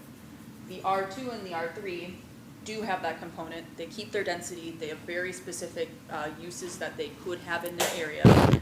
And ultimately, again, keeping that kind of general character that we have, just allowing for some light integration if you wanted to put like a yoga studio on the first floor. The B1 would add that residential component at a density which is equivalent to the R1C, so again, that 4.4 units an acre. The B2, we would not be adding a residential component to it. That's our highway commercial designation, so around the interstate exits, we want those to be kind of more commercially focused, less so that full-time residential focus right now. The B3, which is our downtown, already has this functionality to it. We already see these apartments on the second and third floors, or in the back of a unit, in the front is the business. And so we are retaining that, we're still keeping that as an option. But the B4 is then just kind of having that similar kind of energy just kind of elsewhere on or in our communities, because it is a trend that we see it as an option that people seem to really crave. These downtown apartments usually get consumed really quickly because of their kind of charm to it. And this just kind of offers that secondary component. I do have a couple asterisks about the B5 zone, which does state that anything that is allowed in the B4 zone could happen in the B5 zone, so like grocery stores, professional offices, etc. It's kind of a repetition reduction note. If this is to pass, that would also facilitate some of this type of development in the B5 zone, so it would still be that kind of whatever standards the B4 would have would apply to the B5 if someone would be so inclined to do that. In my experience with the B5 zone, a lot of people really don't use it for that. That's our Walmart site, that's the Georgetown Commons site, that's where the Publix is going. So those types of areas really are less inclined to do it. They're much more larger scale. But on a kind of technical note, that is something that could potentially occur in that area. Are they gonna put apartments on top of Walmart? Unlikely, but you never know. They could come in, and if they do, they have to go through the rezoning process for their PUD. They have to go through the development review process. We have to go check building inspection. There's a long series of steps that you'd have to go through to do something like that. With that, I'm gonna pause here. This is part 1 of text amendment 2. I'll do part 2 in a second. I'll see if there's any thoughts. I have a question. Yes. And maybe Candace is the best person to perhaps answer it. Is this the kind Want me of, to get Candace up here? Candace, come on up, please. You can help. is this the kind of new housing development that when we are talking about a scarcity of places for people to live is helpful towards the goals that we might have in Georgetown? Yeah, I would say Holden has told me about their work on this, and I think it would definitely be helpful, especially when we try to find places that are accessible for folks, for things like grocery stores, if people have transportation issues or disability issues. I think being able to connect a lot of community resources with housing is always going to be a helpful move. So this is in line with some goals that you might think are best for our community from a housing standpoint? For sure, yes. Okay, thank you. Thank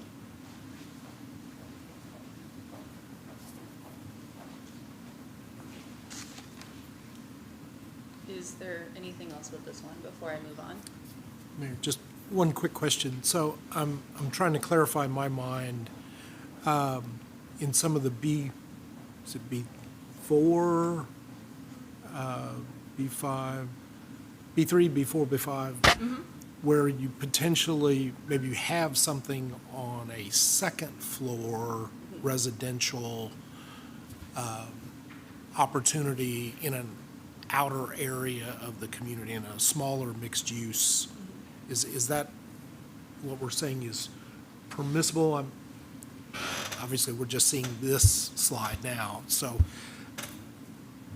with the number of asterisks, I'm trying to figure out. Oh, sorry. I tried to does do a that lot apply? of them so you could see like Yeah. a lot of asterisks, some asterisks, and not that many. Yeah. So right now, the language state that it says specifically for commercial use with or without residential use above the first floor. So it could be on the kind of like sharing a wall with each other all on one level, or it could be stacked up. That with or without is intended to have that option for either or. Right. And so with the potential for more than one floor, what's the highest potential for that type of development? Number of stories? Holden, do you remember what our thing was? I know the standards for both zones. I just can't remember what we came to when it came to the height maximums. So as a general of thumb, our B zones do have higher maximum heights than our residential zones. And so what we had came to was you just take whatever the zone standard height is. And so for the B4 zone, that would be 60 or 75 feet in height, 6 stories. In the past, I mean, besides Toyota being even not even B4 zone, you're looking at maybe 3 stories, maybe 4 sometimes for like hotels and those types of users. No. The other design elements typically dictate the heights for that, requirements for sprinkling, elevators, that kind of thing. So are you saying they could be higher than, say, the hotel would be? Well, no, it's the same zone standard. And so that's not changing. I think what Elise is saying is typically we don't see very many 6-story hotels in Georgetown. But we could. Yeah, absolutely. So this allows it to be if it was the designer and they came in with it and they had all their, everything, they could. Same thing we do have that. today. Which I don't like, as you know. Elise, do you want to talk about density? Yeah. Okay, that's the next one. You Yeah. want to take your stuff? Thank you. Okay. So if there's anything else, this is just kind of our density calculation breakdown. So what we define as net is total site area or gross acreage minus area of right-of-way. It is good for infill development because roads are already there. It's really convenient to kind of do that. But for new development, it can be really complicated for us to understand what people can do, for neighbors to understand how many units are coming in, for you guys to understand when a zone change comes before you. There's a lot of ambiguity still. It could be 200 units, it could be 150. We don't know yet until the right-of-way is truly built out and truly spec'd out. And so the proposal for the second part of this text amendment is to use a gross acreage system. So allowing, essentially saying, if you have 50 acres of land at 10 acres or 10 units an acre, which is purely theoretical, you could have 500 units. Thank you. I don't know why I couldn't find the zero. You could have up to 500. That is oftentimes not what we see. We don't have a 10 unit an acre zone. There's a lot of other facets that come with that go through that zone change process. But ultimately, it makes it really easy for a property owner to understand what's going on, a neighbor to see what their neighbor's doing, and for us to administer our code effectively. I have a question for that. Yes, ma'am. Let's see if I understand or not. Okay, so if you do it that way, and so taking out, since you said, what you said was, all right, when it comes to us, usually we say we're going to have 20 units, 15 units, whatever it's going to be. Then if the road gets wider for them, what the state comes along or whoever comes along, then they're going to have less units currently, right, to go along with whatever the highway has to be. Is that what you said? Is that what we're doing now? I think I'm understanding correctly, but I think Holden may have grabbed it a little bit quicker than I did. Yes. If a project loses acreage to right-of-way, they lose the They'll rights lose to that in development. their building. Yeah. So, but what you're proposing is to say, okay, well, you're gonna, we are saying that you have this much, and even if the road comes in and takes that, you're still gonna have this much. Is that correct? That's So correct. that then means that the houses, or where we're gonna be houses, apartments, whatever we're gonna do, could be closer together, and that's more density, correct?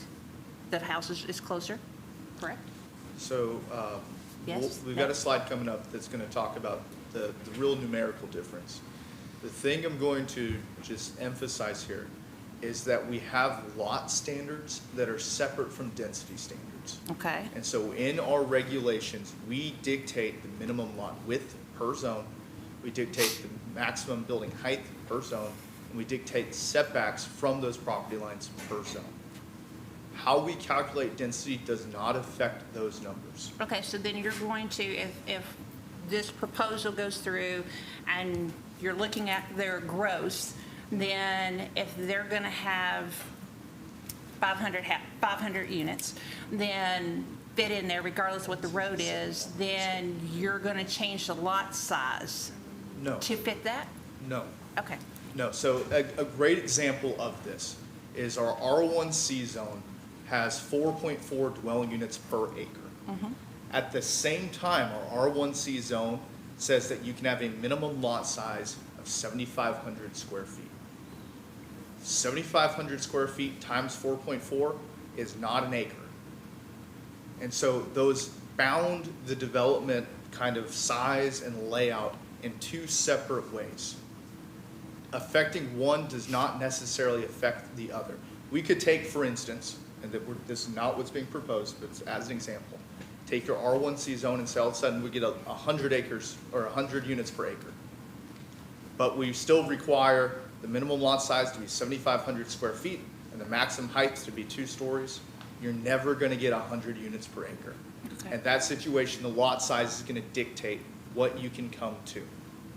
And so by going net to gross, we are calculating how many units you can get up front, but the number of houses, or rather the lot sizes, the minimum lot size, is not getting any smaller than what it already is. The setbacks from the property line is not getting any smaller than it already is. But again, Greg, that was a look. I'm sorry. Then why change it from net to gross? That's, I think, the next slide. If we can take a look at that. Yeah. Okay. So I went through and I took a sample of various communities across different zones, different ages of development, all these different things. And this graph is meant to illustrate how much kind of residential units are actualized versus what they could have gotten out of it. So in a multifamily zone land, so our R2, our R3, by the nature of their site developments, their roads are internal, and so because they're private right of way, they aren't removed from their net calculation. And so they are using 100% of the total allotted residential units that they could have ever gotten. There's no residual units. So by taking this action, you are not increasing the capacity of an apartment complex on a 50-acre lot versus 50-acre lot net versus 50-acre lot gross. For multifamily, we found no difference. When you look at single-family zones developed with single-family houses, if you have 100 acres and you could have 100 residential units on the property, we are only actualizing about 81 of those houses. There is an additional 18 houses that could have been built if we allowed for them to do the gross calculation, notwithstanding all the lot sizes and setback requirements and lot areas and everything like that. But it allows for us and you guys to understand, at most we could get this, but in reality we are seeing less than this in actual application. That is the same thing for any residential district. So the R2 and the R3 allow for single-family residential development. Take the Colony, it's an R3 district. There's a lot of single-family in the front end, apartments in the back. When you take that one as well as a couple other zones and factor those together, you get that same ratios component of it. So of the 100 units you could have built, once you actually start putting everything on the ground, only 81 of those units are being kind of made. So we're essentially losing 18, 19 residential units, because it is a fraction, that could have been built in that neighborhood, if not for these kind of components of it. I don't understand what you said, sorry. Holden, would you like to try a different, more effective manner? Yes. Okay. He's much more versed Let on me the just be houses. honest. Go for it. Oh, it's okay. I'm not hurt. When we require somebody to create public right-of-way and donate that public right-of-way, we're forcing them to give up land, and they get no credit for it when we do the calculation based on that. When we have a multifamily development that is only accessed internally and they keep control of those streets, they don't lose any development credits or potential. For the R2 zone, when it says 12 units per acre, they get 12 units per acre. When we have a single family developer come in and they have 10 acres at 4.4 dwelling units per acre, which is what our zoning density says you can get. When they build those roads and they dedicate them to the city, they don't get 44 units, they get 31, or whatever that 18% less is. We are taking units away from the single-family developer because we make them give that public right-of-way, and they get no credit for that land. So that is a difference that we're creating between multifamily development and single-family development, where it's the single-family developer who still meets our minimum lot size requirements and still meets our setback requirements, cannot get those extra units. And actually, again, when you say extra, we're making a value call as a community to say net versus gross. There's a real question here about what the property rights of the owner are when they come to develop on that property. I argue that they should get credit for all of the land that they're bringing into the development on the front end. Net doesn't do that. Net says you only get credit for the land on the back end after they've donated or after they've given to public right-of-way. And so those lose 18%. Multifamily that doesn't give that public right-of-way loses 0. So question, when you say credit, what kind of credit to the developer? Explain, what do you mean by that? How many units per acre they're allowed to develop at.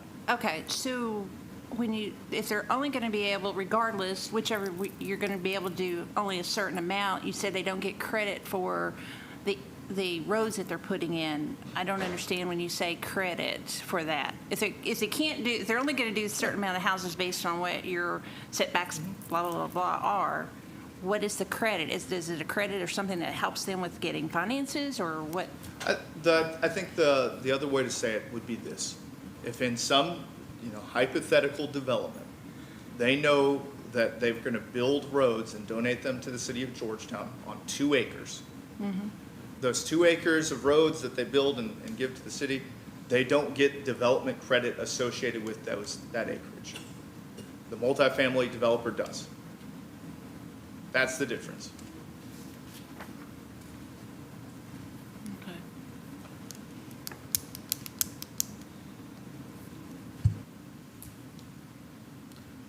But that's all we have to say about this zoning ordinance. We got another one right after this. So if you guys would like, we can move on to that one. Or if you got more questions on this. Again, the thing actually I really want to emphasize here is there's a lot more to this zoning ordinance than just gross versus net. There's a lot more to this related to the mixed-use zones, to the ability to make a planned unit development that meets the needs of our community today and doesn't create an arbitrary line. As Candace pointed out, if we can have neighborhoods where the neighborhood services are located within walking distance, those can be real benefits. And so we can get bogged down, and again, that's just a policy choice. Net versus gross, again, we can give you the numbers, we can talk it out. If you don't think that that's a good change, that's okay. But there's a lot of other good elements in this text ordinance that I really think the focus should be on those substantial changes. So, question. Yeah. So, you're saying lot sizes don't change, setbacks don't change, those are not variables? Yep. Roadways are set, sizes and all that based on where they are and all that? Yep. Parking areas are not variable. So where's that's the real question is, where's the variable? For this? Yeah. It's just net versus gross. And then, Elise, is this the one where,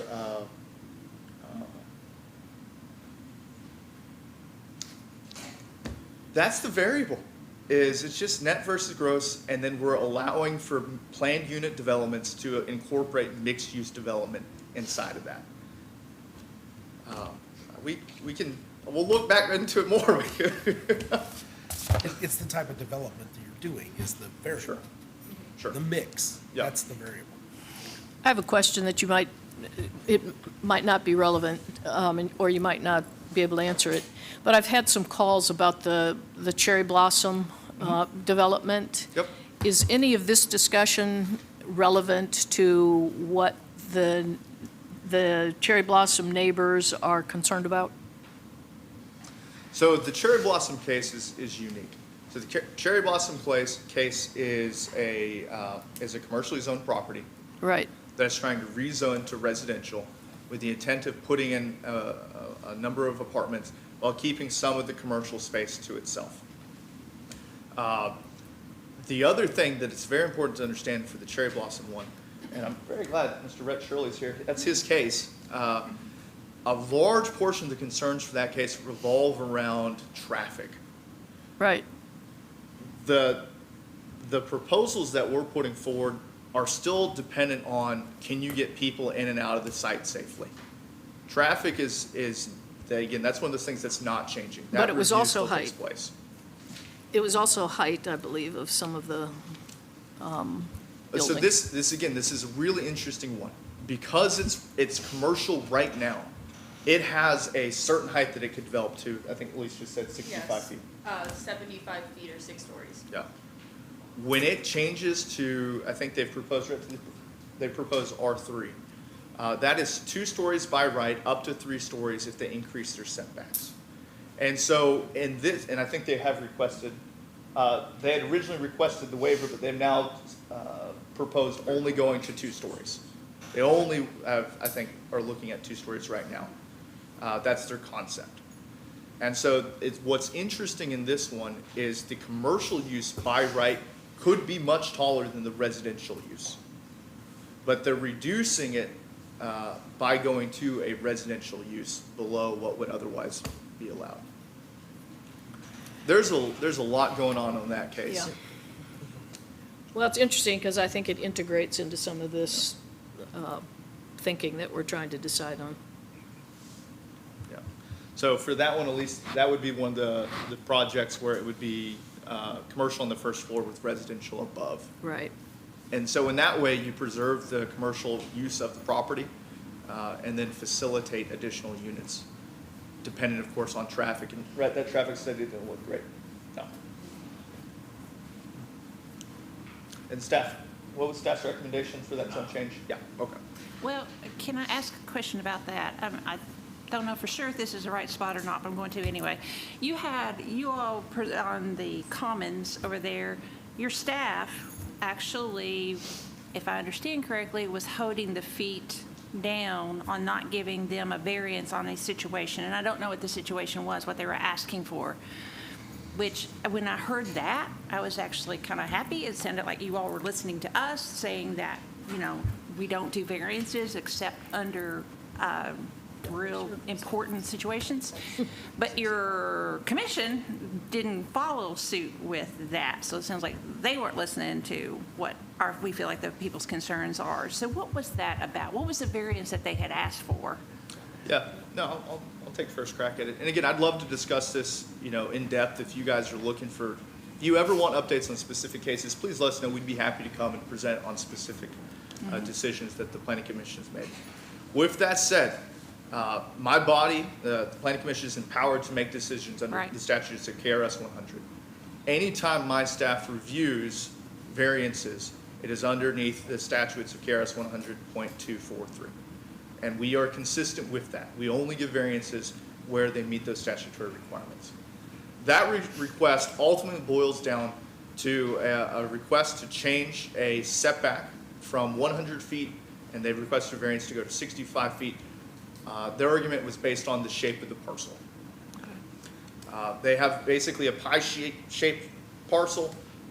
They had squared their commercial development up to the roadway to the north there, and in doing so, it basically ran into their side yard setback, which should have been 100 feet because it was adjacent to an R2 zone, and they asked for a variance down to 35 feet. Staff, again, did not feel that met the statutory requirements. However, like I said, it is ultimately the Planning Commission's authority to make that decision. They felt that it did meet the statutory requirements. And in particular, they felt satisfied that with additional buffering standards, that there would be no adverse impacts to the health, life, or safety of the surrounding community. Well, see, that, for you all, I applaud you all, absolutely on that, because I think you did the right thing on doing that, and I'm disappointed with what the commission did, but like you said, it's their right to do, just like it's our right to do things. But those are the things that, on changing this and that kind of stuff, those are always the things that I personally worry will get looser as we go through things. And so that's always my concern, that's my holdup, and that's been my frustration with things on that. But now to have a big commercial building setting that close to residential is really a shame for the neighborhood that's behind it. But that's my opinion, and so go ahead with the rest of it. But that is always my worry, is the variances that you didn't. But Well, and you're well said, Karen, on that, but along the same lines, we could definitely come up with an ordinance, can't do anything less than what the state law says, but we can certainly tighten down even further to where they can't just go, well, we like the idea of that and go ahead with it. So we can come up with that and tighten it down even more. Which is, I was very honest when I said I didn't understand a word you said. And the zoning things are very complicated when this is not your a everyday thing. But that's one of the things with this that makes me worried, is there's places in it that we could tighten it up, that we can make more assurance, a little bit more assurance that those things like that's not going to happen. So you're right about that. Well, guys, I think you're going to like the next section then. Okay. Let's see. I'm going to kick us off, and then you can present specifics. So the next section that we're going to talk about, if we'll go, is specific to planned unit developments. As we've mentioned, with the mixed-use side of things, the assumption is that it's a planned unit development.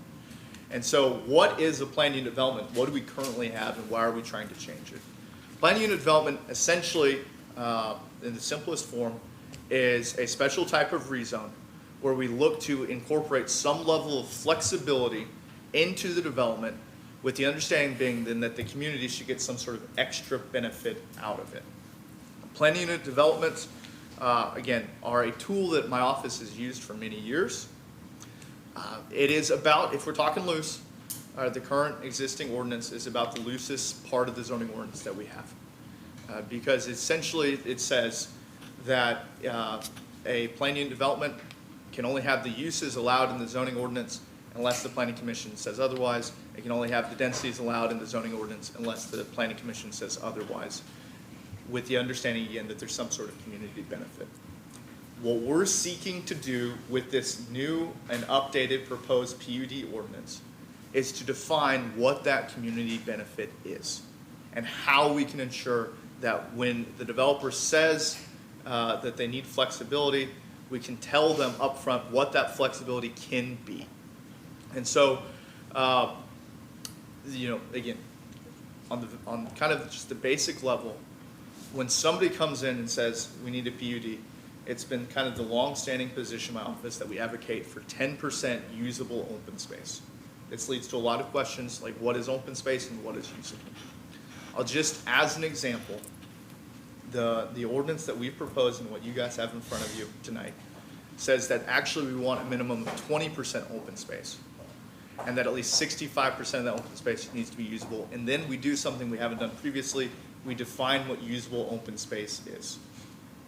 We require greater canopy coverage than we have before, and we require, again, the developer to make improvements above and beyond what the standard subdivision regulations would be. In this case, I'm talking about improved sidewalks and pedestrian trails throughout a development. And so this is not taking away the ability of a developer to seek a variance. Rather, instead, what it's doing is saying what is important to our community, and if we are going to be flexible with you, these are the things that we want. And so, Elise, are you ready to talk through some of the specifics? I guess we're leaving the sheets here still. That's fine. So, as Holden kind of stated, our language is, I've written enough of, or I've reviewed enough of the ordinance. I think it's maybe 2.5 pages of planning and development regulations, and a lot of it is just really indentions that move all the words down. And so with this plan, we're proposing like 6-7 pages of just concrete, specific requirements. So kind of running through the top, it's permitted in all zones, that's not gonna change. Lot area, width, setbacks, et cetera, are at discretion of the developer and local regulations. So for example, there's building separation requirements for single-family buildings as set forth by the fire department and city ordinance. That still stays locked in place, but there's other things. We did include just kind of a customary modification example. It's not something to hold them to, it's just meant to be like, hey, this is what we sometimes see. Do with it what you will. Again, it's not us saying that we will approve these things, it's just saying like this is what we've seen in the past. Right now, the uses vary upon board decision. For us, the uses vary upon board decision, but are limited only to what is already outlined in the zone. For example, we had a PUD that came in, or that I read in the past, that said, we'd like a hotel on this property, we'll go through all this process, and our current ordinances say, if the board, or the planning commission board really likes a hotel, maybe we'll let that happen. And with this one, we're saying, if it's not a conditional use or permitted use, it's not a use on the property. Full stop. So that allows for a lot more clear identification of what is happening on the site. We're not getting more than what we bargained for. Surprise, surprise, there's a hotel now, and we didn't plan on that. The language is a little bit ambiguous on densities. They do kind of say like, with planning commission approval, this could happen. It's never happened currently, but it is kind of under our current regulations. That is a weird thing. We very clearly say now that does not matter. We are going to draw a line in the sand. It's just a clarification thing. I'm sure some really savvy art attorney may be looking at something like that, and we just want to set the expectation straight that we're not doing that anymore, and we're very clear about it. It will follow our typical zone change PSP, PDP process. I will get into that in a little bit. Next slide, please. So this is where we start getting into open space. Our current regulations are typically we ask for 10%. Typically we say just, that's it. Our current, or our proposed regulations are saying there's no typical anymore. There's no, well, it's up to everybody. No, it is 20%, and then it lists very specific expectations and performance standards of it. So it must be usable, so no floodplain, no sinkholes. People like to say that's the pool, and I say that's not a pool. You can potentially have a little bit of it if it's like a nice little feature, like a nice little spring box, but we're saying like you can't just say all of your open space is the ugly stuff in the back, which is, I see a lot. It grinds my gears. I grit my teeth about it, and so we want to make sure that what we're getting is actually usable. No more than 25% of it can be permitted on the perimeter. We want to make sure it's embedded in our communities so that people have the small community park that they can access pretty easily, get into nice little playground action, play ball field, have a little dog park, whatever you want to do with it, you kind of have that option available. We also want to establish minimum sizes, so we're looking at 10,000 square feet, which is bigger than what most zones would say is the size for a single-family house. We are saying that does not vary. It shall be this at least. As well as it have a width requirement, so 25 feet, you can have kind of like a wide pathway that goes into a larger thing, or like a nice strip walkway thing between blocks, those type of things, all kind of an option. It's important to note that we have it, and I've included it on this side, that all open spaces shall be allocated, designed, maintained as an integral part of the PUD.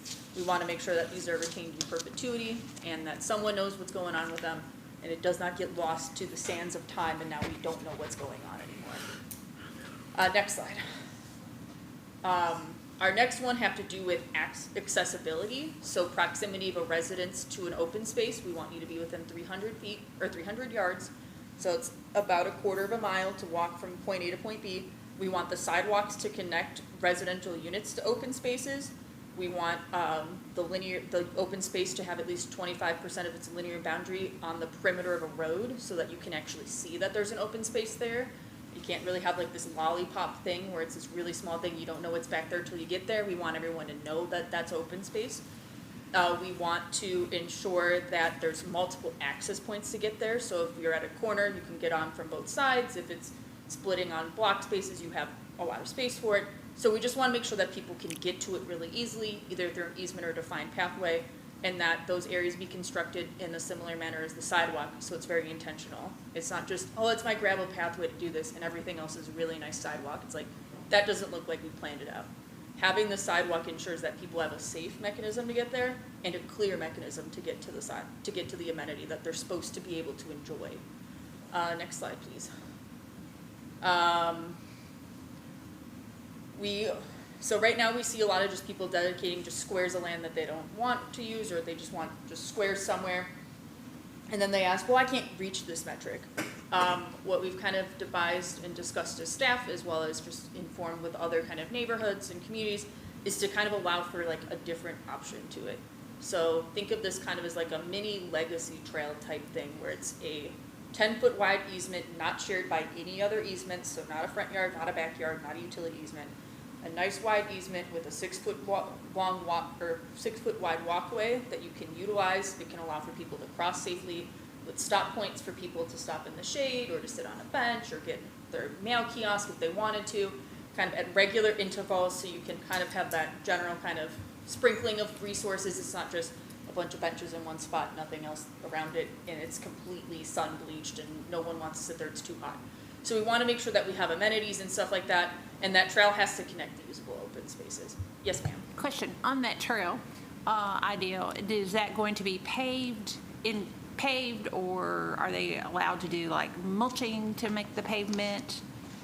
So right now the materials are really not defined, but it is a pedestrian sidewalk, which is a defined material. Okay. So in this, in fact, it would be my my review of everything, that it would be a paved amenity so that it is accessible, meets all the ADA requirements, those types of things. Okay, when you said ADA requirements, then that would make it probably some type of pave. Yes, yeah, that is the intention of that one, is to make sure that it is, like, again, the legacy trail with the ability to walk past your neighbors and walk side by side and Because not be walking on the grass. Well, this is past, but we do have some trails in town. Well, now you can't tell the trails because they let them grow up, because they were mulch trails, and they've let them grow up, so. Yeah, this is just, it's a little bit more cost on the front end to pave it, and more cost to maintain it, but it does create a clear route, and that is absolutely what we believe is critical. And from our conversations with the community and comp plan and other meetings, like, they want to understand that it's there. Yeah. We'll move onwards. We have a mix of housing types, not going to change from PUD to PUD, or current PUD to proposed PUD. But we do want to state that if you have like multifamily and single-family mixed PUDs, if you want to credit it as usable, it has to be accessible. So it can't just be, yeah, the apartment gets that one, but no one else can use that apartment like ball court or pool area. If you want to credit as usable, you have to be able to, everyone has to be able to get into it.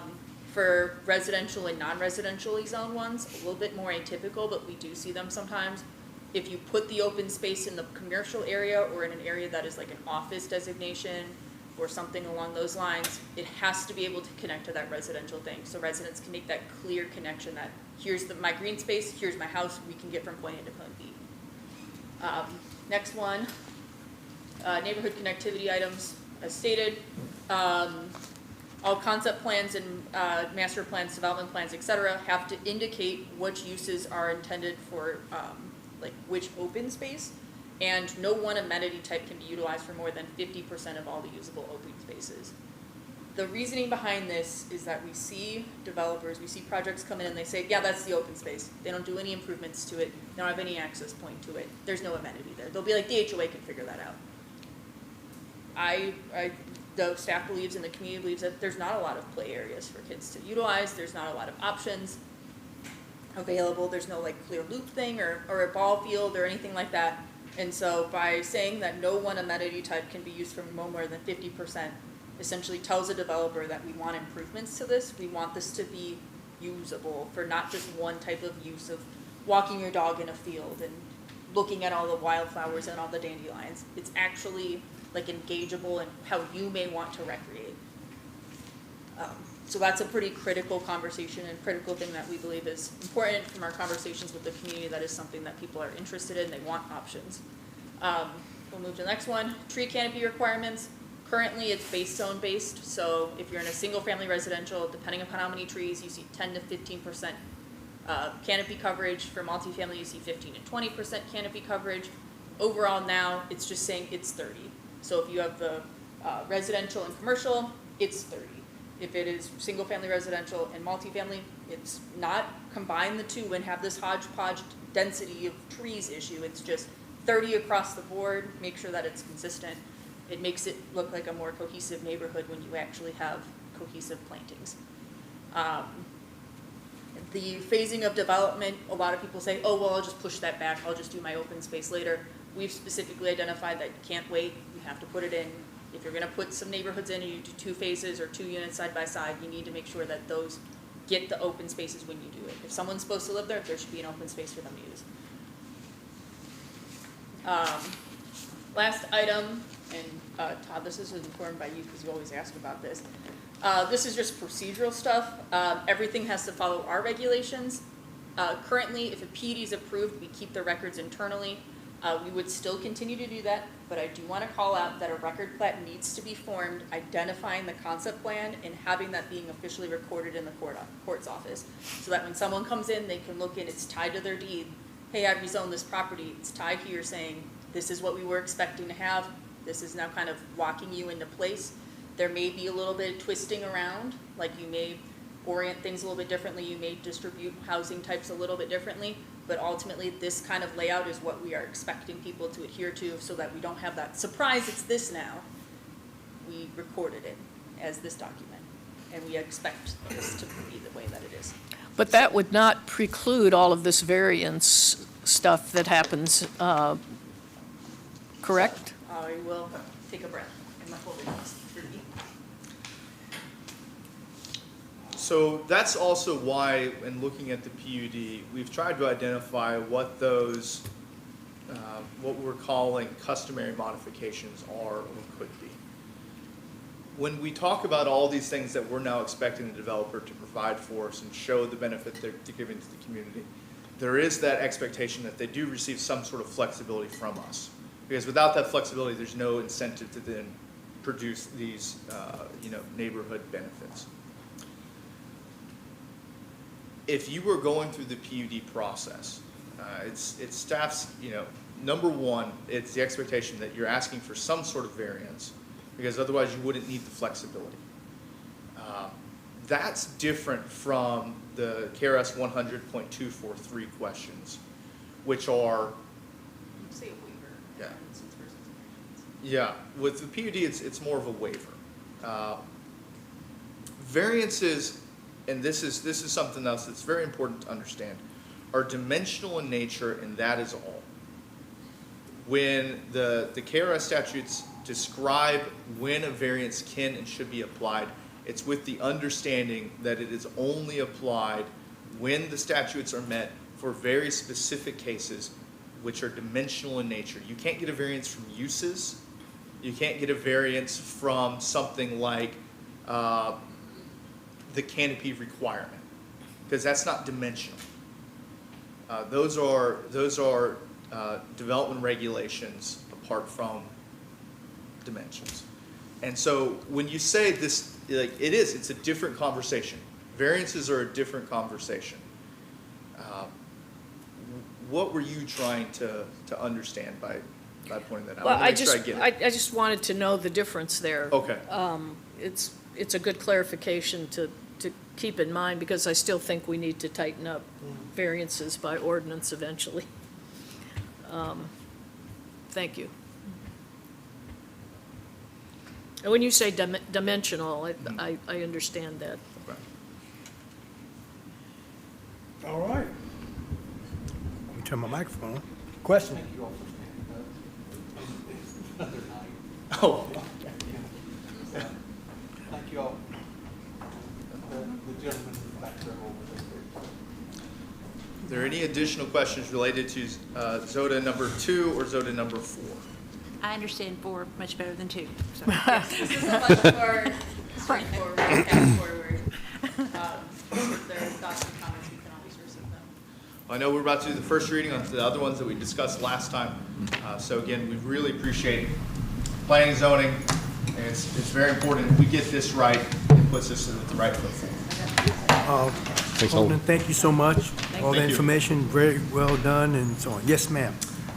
We did not do this last time, but I believe those are the last 2 of the 6 that we had presented. Right. If there is anyone interested in sponsoring either of these for first reading at the next council meeting, please let me know so I can coordinate that.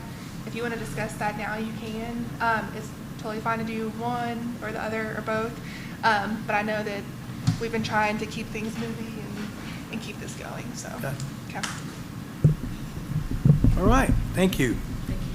All right, item number 13, first reading of ZOTA 2025-05, sponsors Michael Crisp and Willow Hambrick. Madam Clerk. An ordinance repealing and replacing Article 4 of the Georgetown, Scott County zoning ordinance relating to zoning district regulations as recommended by the Georgetown, Scott County Planning Commission. Summary 1. Repeals and replaces Article 4 relating to zoning district regulations in the Georgetown, Scott County zoning ordinance. This text amendment establishes new sections 4.1, agricultural districts, 4.2, conservation district, 4.3 residential district, 4.4 commercial district, 4.5 industrial districts, 4.6 professional and community services, and 4.7 historic district overlay. 2A, change the zone descriptions to a consistent format. B, rename and recategorize the rural residential A5 district from being an agricultural zone subtype, rural residential A5, to a residential zone subtype, rural residential, and C, provide character descriptions for each zoning district type. 2, provides for repeal of inconsistent ordinances, severability of provisions, and an effective date upon passage and publication. The full text of this ordinance is available for examination in the City Clerk's Office, 629 North Broadway, Georgetown, Kentucky, 40324, or at www.georgetownky.gov. Introduced and publicly read the first time June 22nd, 2026. All right. Thank you, Madam Clerk. Next is item 13B, ZOTA 2025-06, sponsors Michael Crisp and Willow Hambrick. Madam Clerk. An ordinance amending the Georgetown, Scott County subdivision and development regulations to align with state law, KRS 100.275, ministerial review, as recommended by the Georgetown Scott County Planning Commission. Summary. 1. Amends the Georgetown Scott County subdivision and developmental regulations to incorporate the outcome of comprehensive review of the language and format of the document for compliance with House Bill 443. State legislature passed in the 2024 regular session regarding the administration of land use regulations, now codified as KRS 100.275.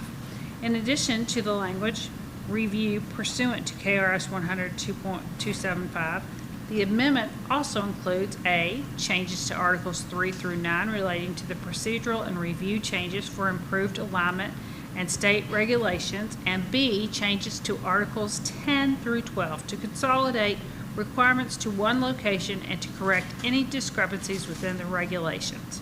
2, provides for repeal of inconsistent ordinances, severability of provisions, and an effective date upon passage and publication. The full text of this ordinance is available for examination in the City Clerk's Office, 629 North Broadway, Georgetown, Kentucky, 40324, or at www.georgetownky.gov. Introduced and publicly read for the first time June 22nd, 2026. Thank you, Madam Clerk.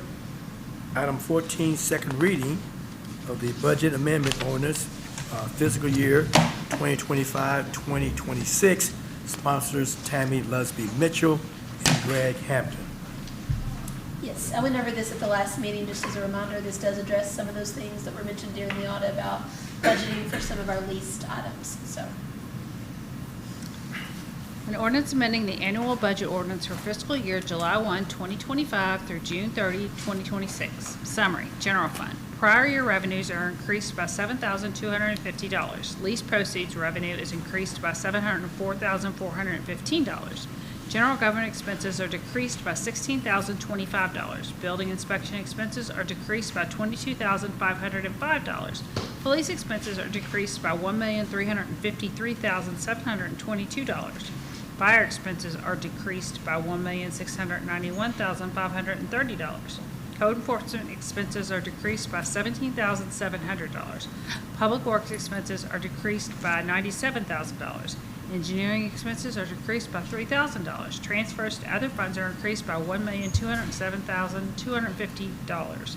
Debt service expenses are increased by $2,001,482. Capital outlay expenses are increased by $704,415. 911 dispatch fund. Dispatch expenses are decreased by $11,634.18. Debt service expenses are increased by $11,634.18. Capital projects fund. Transfers from other funds are increased by $1,207,250. Capital expenses are increased by $1,207,250. All ordinances or parts of ordinances in conflict with this ordinance are hereby repealed. This ordinance shall take effect after its passage and publication according to law. The full text of this ordinance is available for examination in the City Clerk's Office, 629 North Broadway, Georgetown, Kentucky, 40324, or at www.georgetownky.gov. Publicly introduced and read for the first time June 8, 2026. Publicly read the second time June 22nd, 2026. All right. Thank you, Madam Clerk. At this time, I will entertain a motion. Motion, Mayor. Motion made by Mr. Hampton. Do I have a second? Second. Second made by Ms. Sames. Are there further questions and/or comments? Madam Clerk, roll call. Mrs. Wilkins-Brown. Yes. Mr. Crisp. Yes.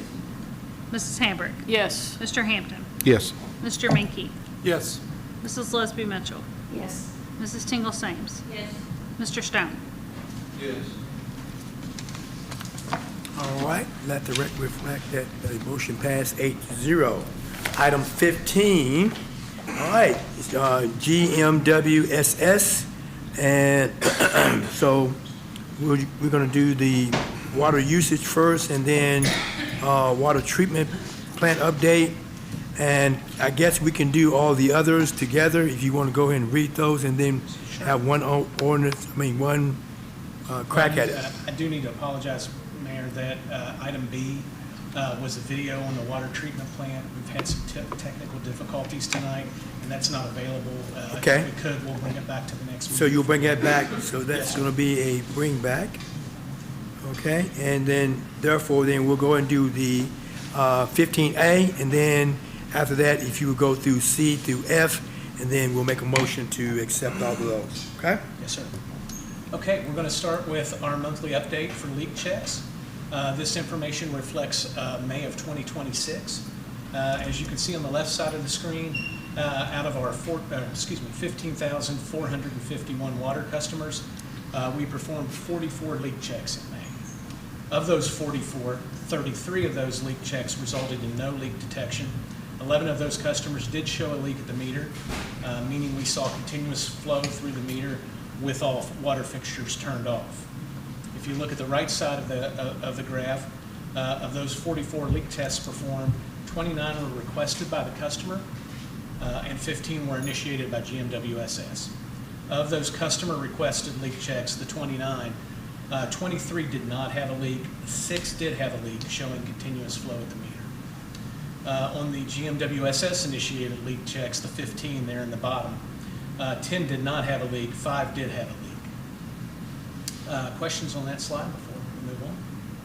Okay, next slide. Leak adjustments, we had 26 total for May. There were 10 requests made by policy. That would be the busted pipes numbering 8 and the water heaters numbering 2 there on the far left side of the graph.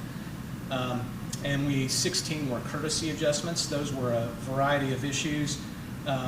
Of the courtesy adjustments, 4 were toilet leaks, 8 were miscellaneous, and 4 were unknown. Questions there, leaks and their outcomes. Okay, we'll move on to the last slide here on this section.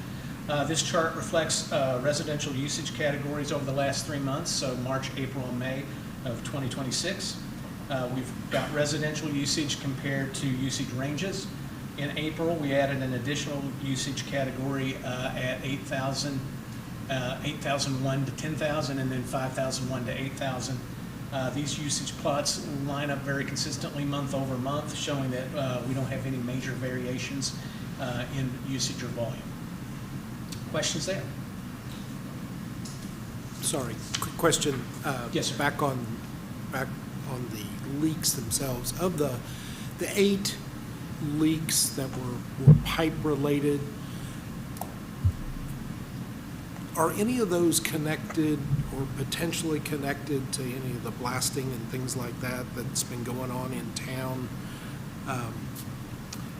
Do we have any layout of where those are? And I do not have that information, but okay. I'm just wondering, given all that activity that we've been seeing this year at multiple locations, if we're seeing any connection there of breakage, either whether it's water company or the homeowner themselves with the meter to the house. I'll take that note and we'll follow up with you on that, on an answer with that. Thank you. Anything else before I move on to purchase orders? All right. Okay. First purchase order is for Environmental Systems Research Institute. That's for $12,950. It appears our video was trying to work all of a sudden. This is the first PO, Environmental Systems Research Institute, $12,950. This is our annual ArcGIS support. ArcGIS is our mapping software. We use that in engineering, and we use an online version for digital work orders to assist us in locating assets and infrastructure throughout the system. This is the support renewal for FY27. In the FY27 budget, we did budget for this item at $14,600, so this is a slight budget good guy for us. The second PO is for Judy Construction, $134,724.07. This is our monthly billing from Judy for their work on and progress in the wastewater treatment plant number 1 expansion. This request is for pay app number 62. This is work completed on the project from May 7th to June 8th of 2026. With this pay app, we have expended 92.6% of the project budget. The third PO is for Buchanan Contracting for $18,020. This PO is for a change order on our pump station number 20 project. We've encountered rock there at a much shallower depth than we earlier anticipated. We've been using a hydraulic hammer to remove that rock, so it's very percussive. It's been pounding the rock. We've reached an area, though, between two townhomes. We're going down the middle of those two townhomes, and they're about 10 feet away on either side. And we have some concerns about potential foundation damage for continuing to use that percussive hammer. So we would like to request a change order to incorporate a rock grinder, which is much quieter and kind of chews the rock up rather than pounds it consistently. We think this will alleviate any kind of foundation concerns. This $18,020 is for a 2-week rental period. We believe that's plenty of time to complete that work. Lastly, we have Trojan Technologies Corporation for $27,321.79. This PO is for replacement of the UV sensors at the water treatment plant. We'd made several repairs to the UV system, but we were continuing to experience sensor faults. We did additional troubleshooting, and that revealed 1 double and 2 single sensors had sustained water damage. The UV unit itself is 20 years old. None of the sensors have ever been replaced. UV treatment is one of the final disinfection treatments before the water enters our distribution infrastructure. All right, thank you. Okay, so you have heard the requests for these items. At this time, I will take a motion for the approval of items C through F. Motion made by Ms. Mitchell. Do I have a second? Second. Second made by Mr. Minke. Are there further questions and/or comments? All those in favor of the following. Item C, Environmental Systems Research Institute for $12,950. Item D, Judy Construction Incorporated for $134,724.07. Item E, Buchanan Contracting Incorporated, $18,020. And item F, Trojan Technologies Corporation for $27,321.79. If there's no further questions and/or comments, all those in favor of this motion signify by saying aye. Aye. Those opposed say nay. Let the record reflect that these items pass.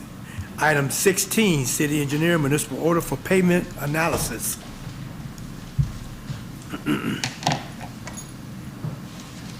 Thank you, everybody. Thank you, Mayor and Council. This is a request for a purchase order for pavement condition survey. It is a budgeted item that we took competitive pricing on, and I would ask approval in the amount of $26,500 for In-Frame. Is the name of the company that drives around in a truck. They do an analysis of all the pavement of all the city streets. We have about 146 miles right now, and they will look at all of them and give us an assessment of the condition, and we use that along with a drive-by visual inspection to figure out which streets to pave next. Okay. You have heard the request. At this time, I will entertain a motion. Motion made by Ms. Mitchell, second by Ms. Sames. Are there further questions and/or comments? Just a quick question. So Eddie, the actual final product of this activity, what does it actually give you in terms of data to be able to utilize, to be able to evaluate? And it'll give us a score of 0 to 100, 100 being the best and 0 being the worst, based on a lot of parameters. They take the depth of the subsurface and its density readout. Sure. And then, it also gives you mapping. They put it in mapping. We do it in we overlay the scores on our GIS system, and a big long spreadsheet of a whole bunch of different items are included in that analysis that we give us.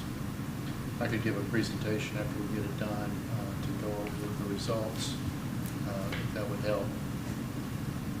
We had it done by the same company about 10 years ago, And so we have an example of,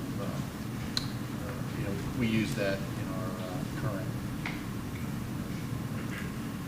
evaluation. So it's just of the pavement itself, it doesn't take into account traffic or any of those kinds of things? You have to add that into your analysis? No, it's pretty much a physical assessment of the condition of the surface and the subsurface. Thank you. All right. Any other questions? Oh, yeah, I've got a quick one.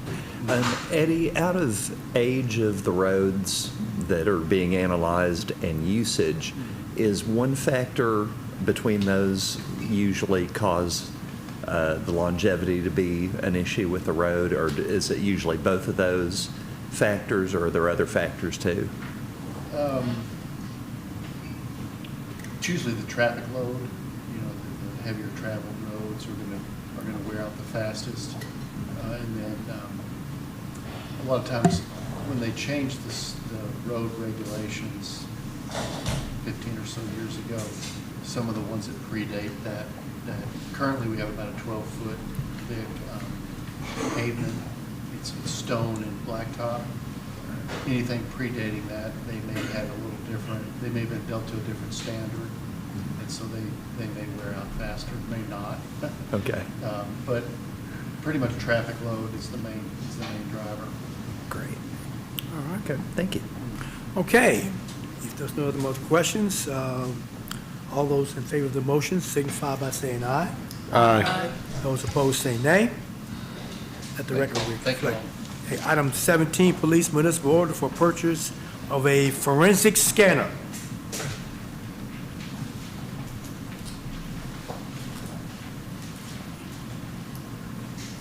Mayor and council, we would like approval to purchase this. We'd be buying it off a state contract and funds from drug forfeiture. Okay. All right, at this time, I would entertain a motion. I'll make a motion. Motion made by Ms. Brent. Do I have a second? Second. Second made by Ms. Sames. Do I have any questions and/or comments?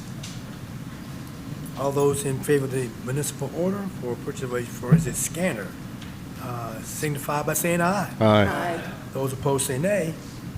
Item 18, thank you, Chief. Mayor, Yep. before you get, with a planning and zoning's presentation, before, I don't know if they were planning on leaving before we were done, but could they forward that to Devin and? Yeah, please. And send that to the council?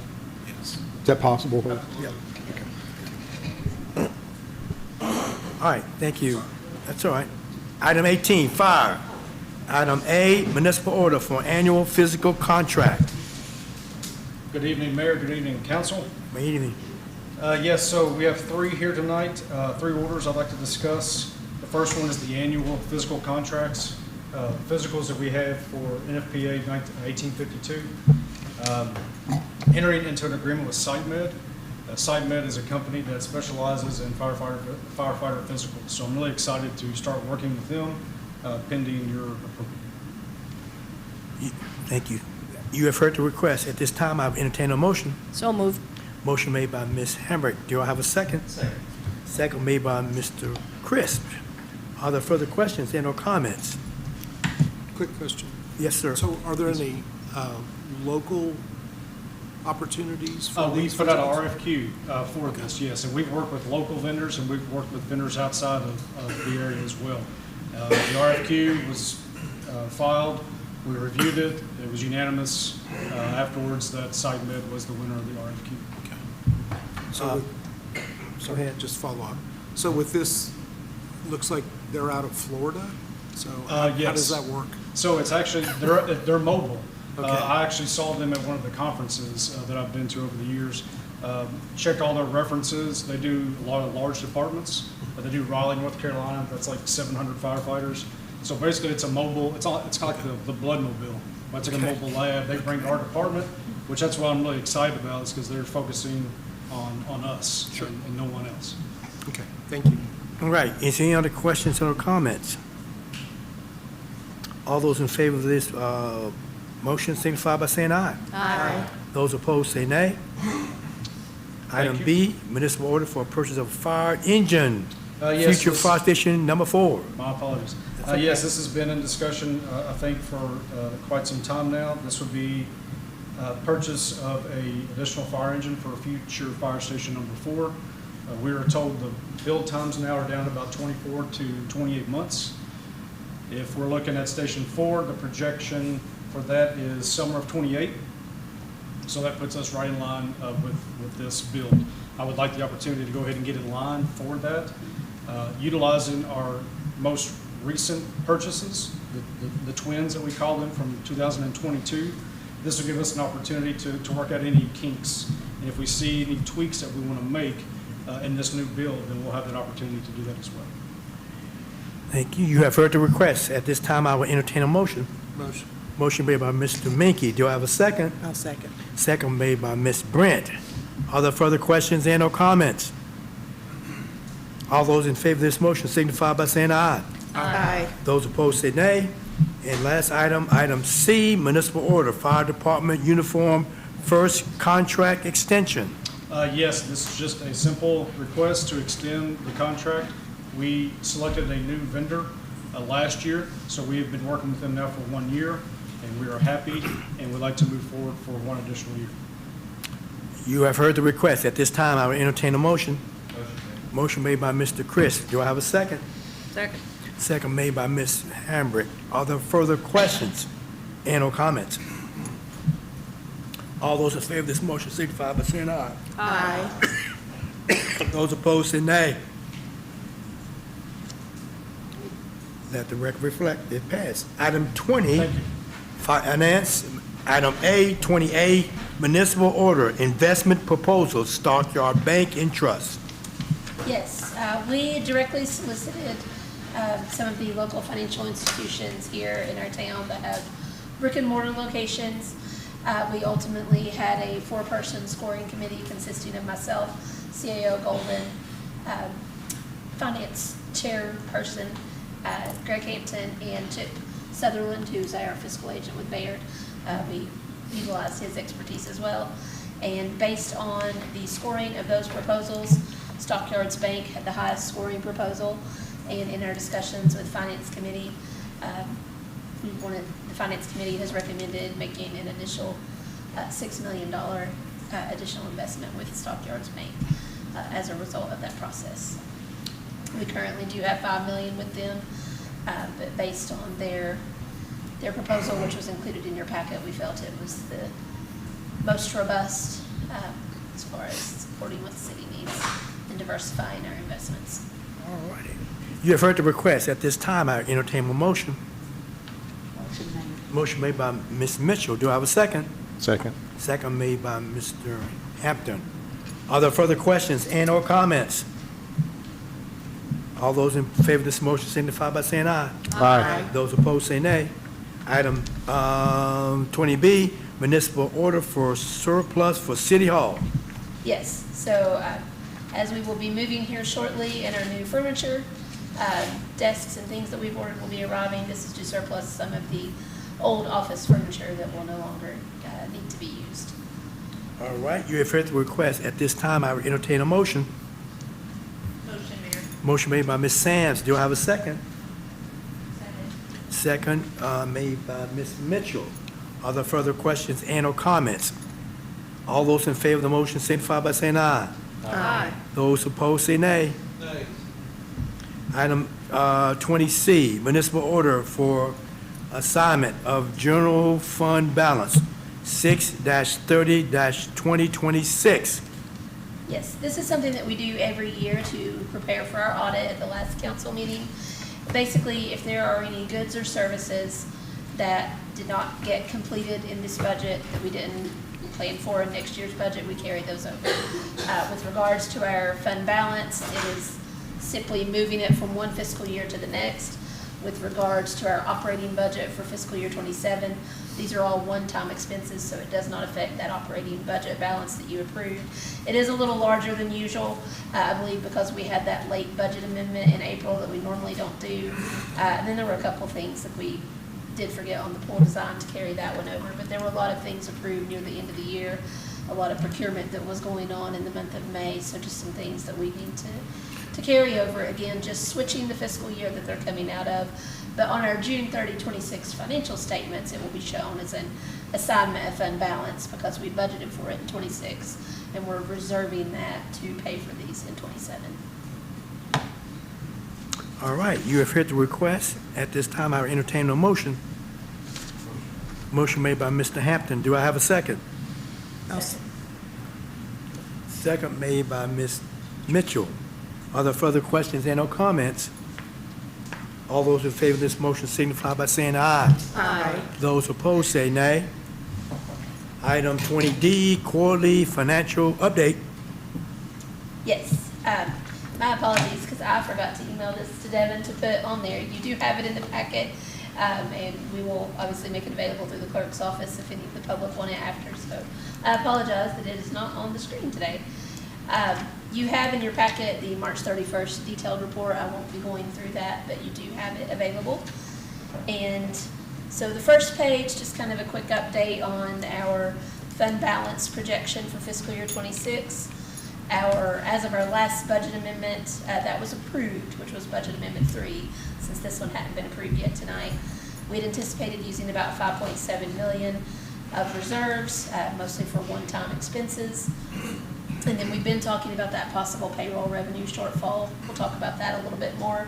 I had been using 1.8 million prior to that. We did receive some additional receipts right now. The last couple of months, checks that we've received, we're trending right about 6% ahead of where we were at this time last year. So comparing that, I think that shortfall will hopefully be closer to around 1.5 million instead of 1.8.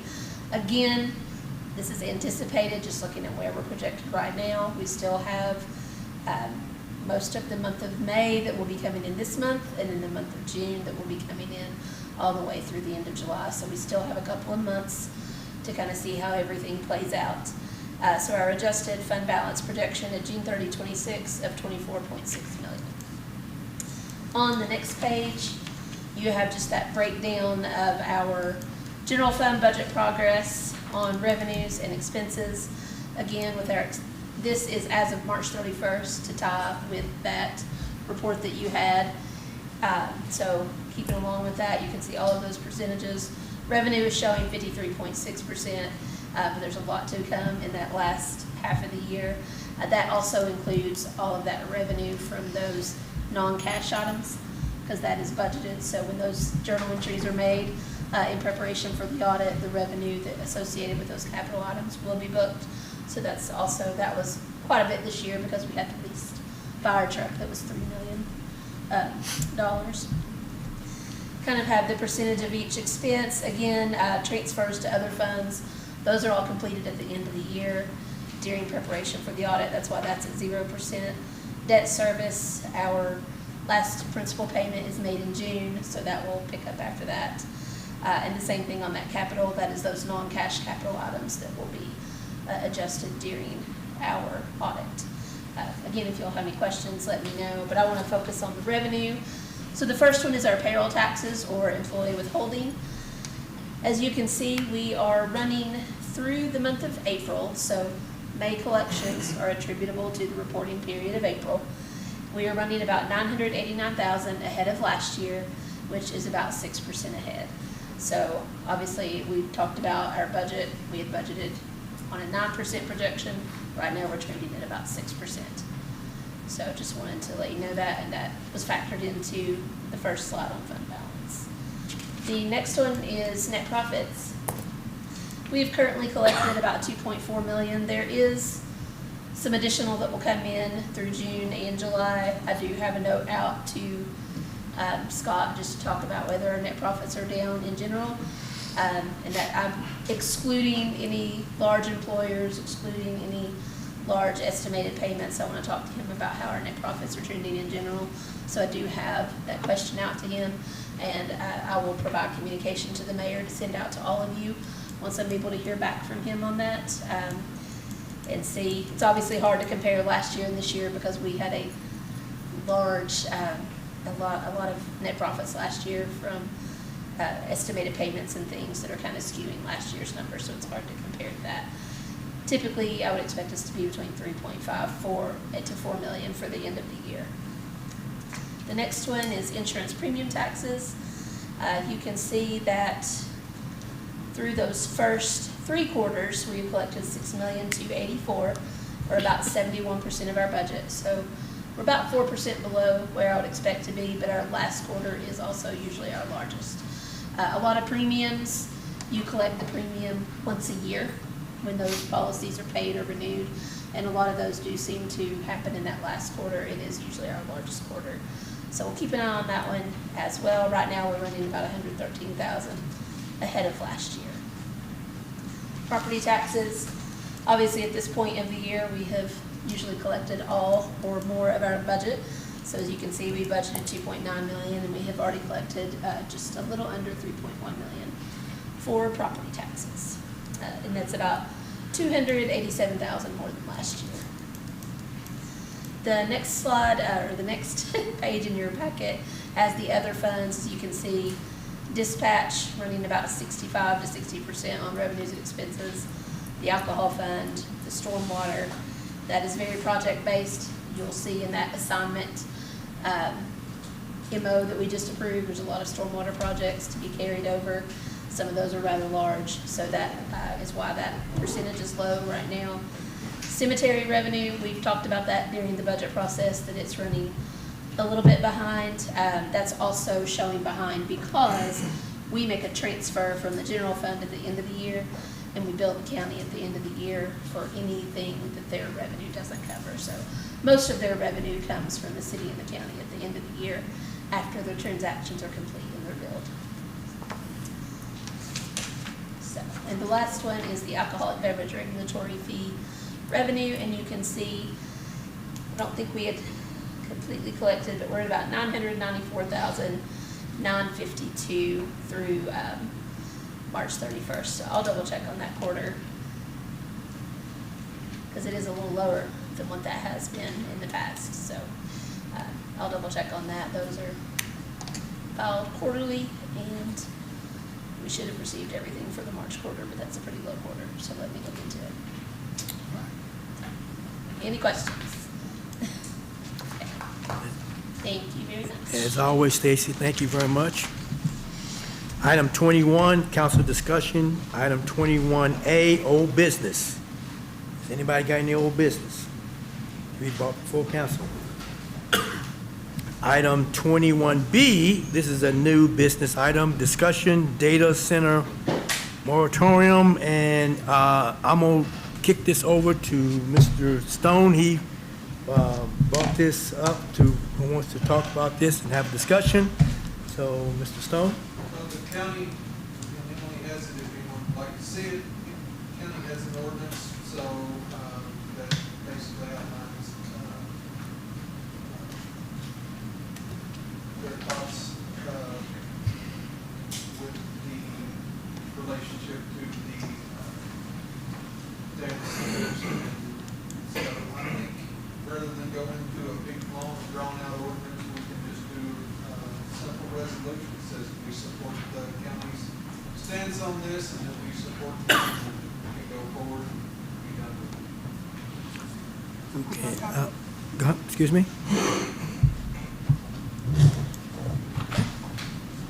We can do that, you'd like an order, we can do that at the next meeting or one in the future, rather than go through the whole big, long, drawn-out ordinance. And I think that's reasonable since we are in the county.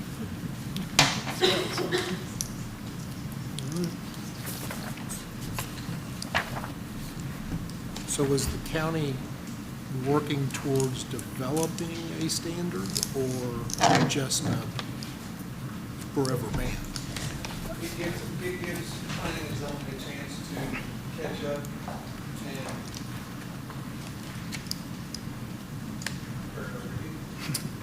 So the county, back in March, I believe, they established a 6-month moratorium, essentially on the location of data centers here in the county. The point of the moratorium is to allow the Planning Commission to kind of evaluate different options as far as additional regulations we may need to specifically address data centers and the development thereof. I don't want to speak for the planning commission staff on this, but essentially carves out time to determine what appropriate regulations on this topic might be needed in the community.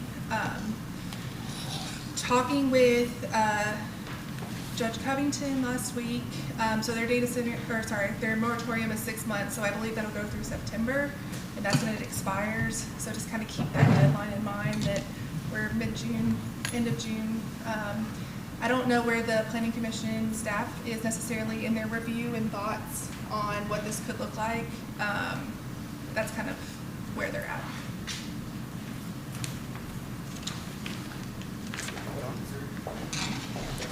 Anybody else got some discussion points on this?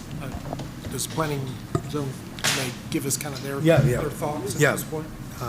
Yeah, we call them up, they're here, and after they clean up the mess up there. All right, thank you. Okay, if you want to give us kind of an overview a bit, please? So we're currently working with the fiscal court to amend their cluster ordinance and their ADU ordinance. And so we're well underway in preparing a draft ordinance for data centers. And so the idea is as soon as cluster and ADUs is finished and wrapped up, we'll move forward with the Planning Commission on the data centers. The data center draft that we currently have is based in large part off of a sample ordinance provided by, was it Kentucky? Is it KLC? KLC, yeah. By KLC, and then modified to specifically address the county's concerns. If it would be beneficial to the commission, I'd be happy to forward that to you tonight. Yes, please. If you would send that to me, and I can get it out to council. We can do. And I guess if you're also going to be having any hearings or review, if you could specifically send those notices to the council so that we're aware of those and we can tune in or go or whatever. Yep.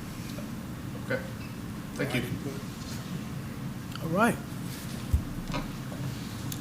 Is there any other more discussion on this? We want to make sure everybody get an opportunity to weigh out their feelings on this and go over. And So is Todd asking for this to go on the agenda for next, to consider for the agenda for next, to actually have a Emily?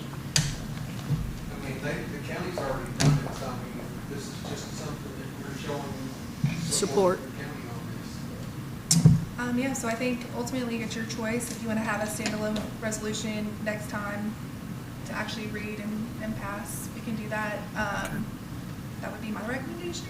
All right. Just so you have something more formal to document it. I think we just want to make sure that the messaging, you all have a chance to look at it and make sure that your policy position on this reflects everybody. So we can have it on the 13th. Is that workable, council? Yes, sounds good. All right, thank you, Miss Emily. Because I think one of the things that's really important with this type of thing is definitions, because there are a lot of different types of data centers, processing centers, there are all kinds of things where companies have many of these in existing places currently. And we're really focusing on the mega centers that are utilizing lots of energy, water, utilities, those kinds of things, then we need to be very deliberate about the definitions that we're using. And I will call out in the county's resolution, they do offer a definition of what they're considering a data center. So I would definitely take a look at that and see, and that could drive additional discussion that we may need to have for city-specific regulations versus whatever the county may want to adopt later. So just take a look at that and think about it. Okay. Thank you. Thanks. All righty.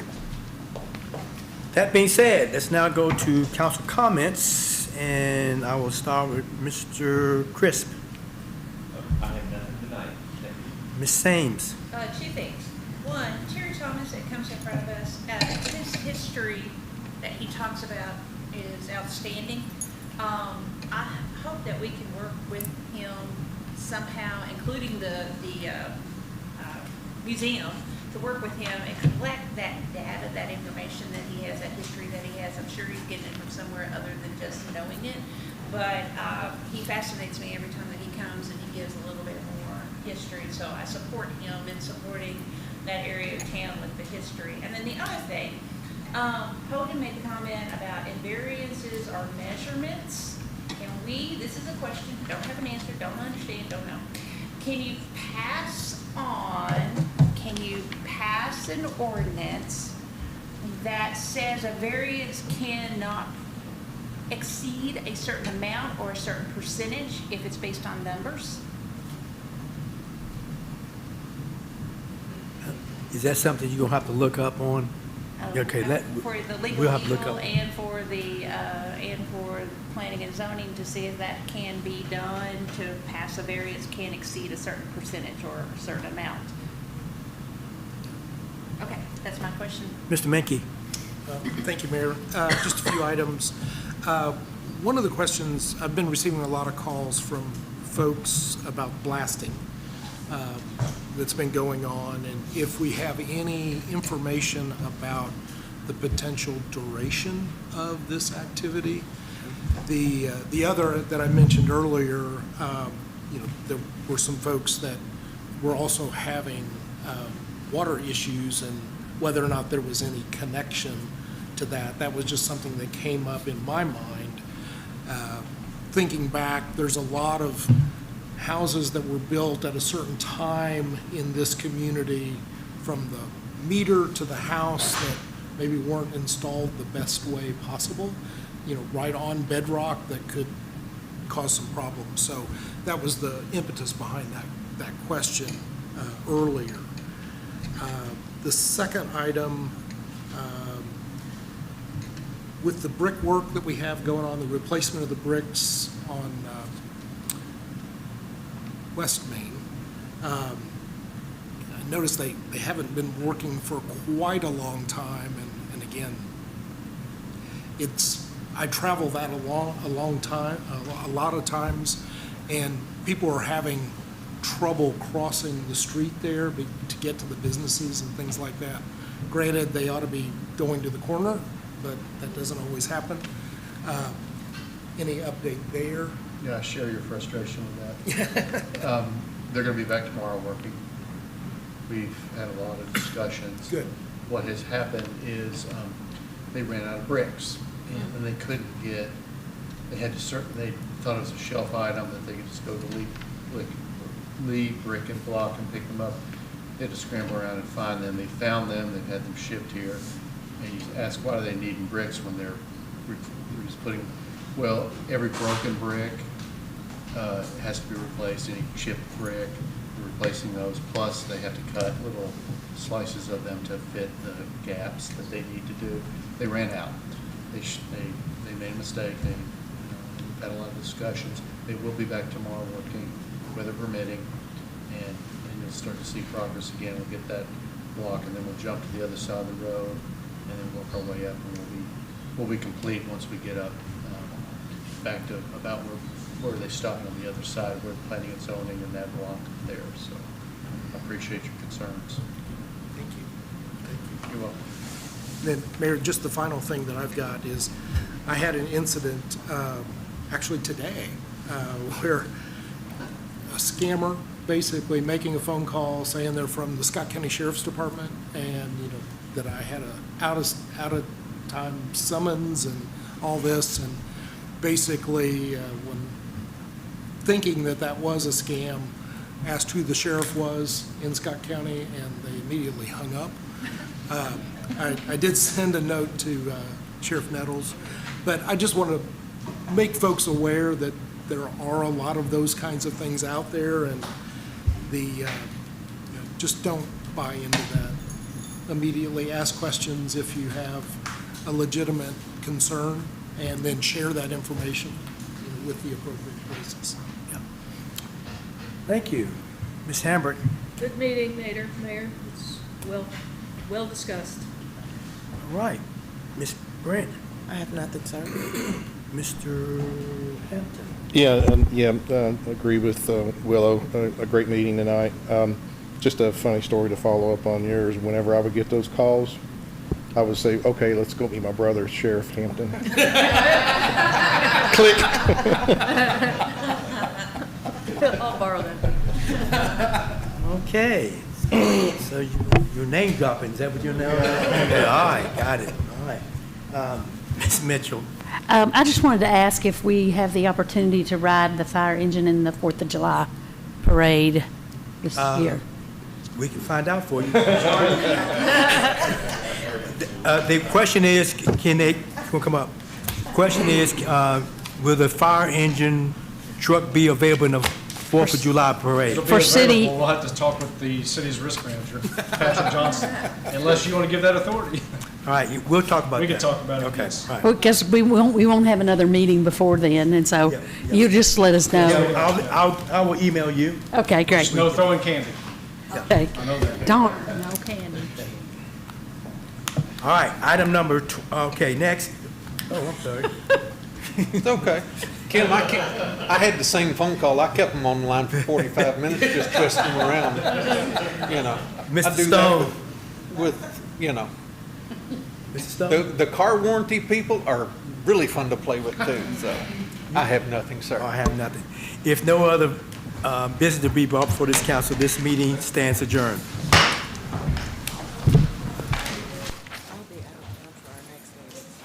Okay. Email me so I can give it to, so I can let them know. You like mine?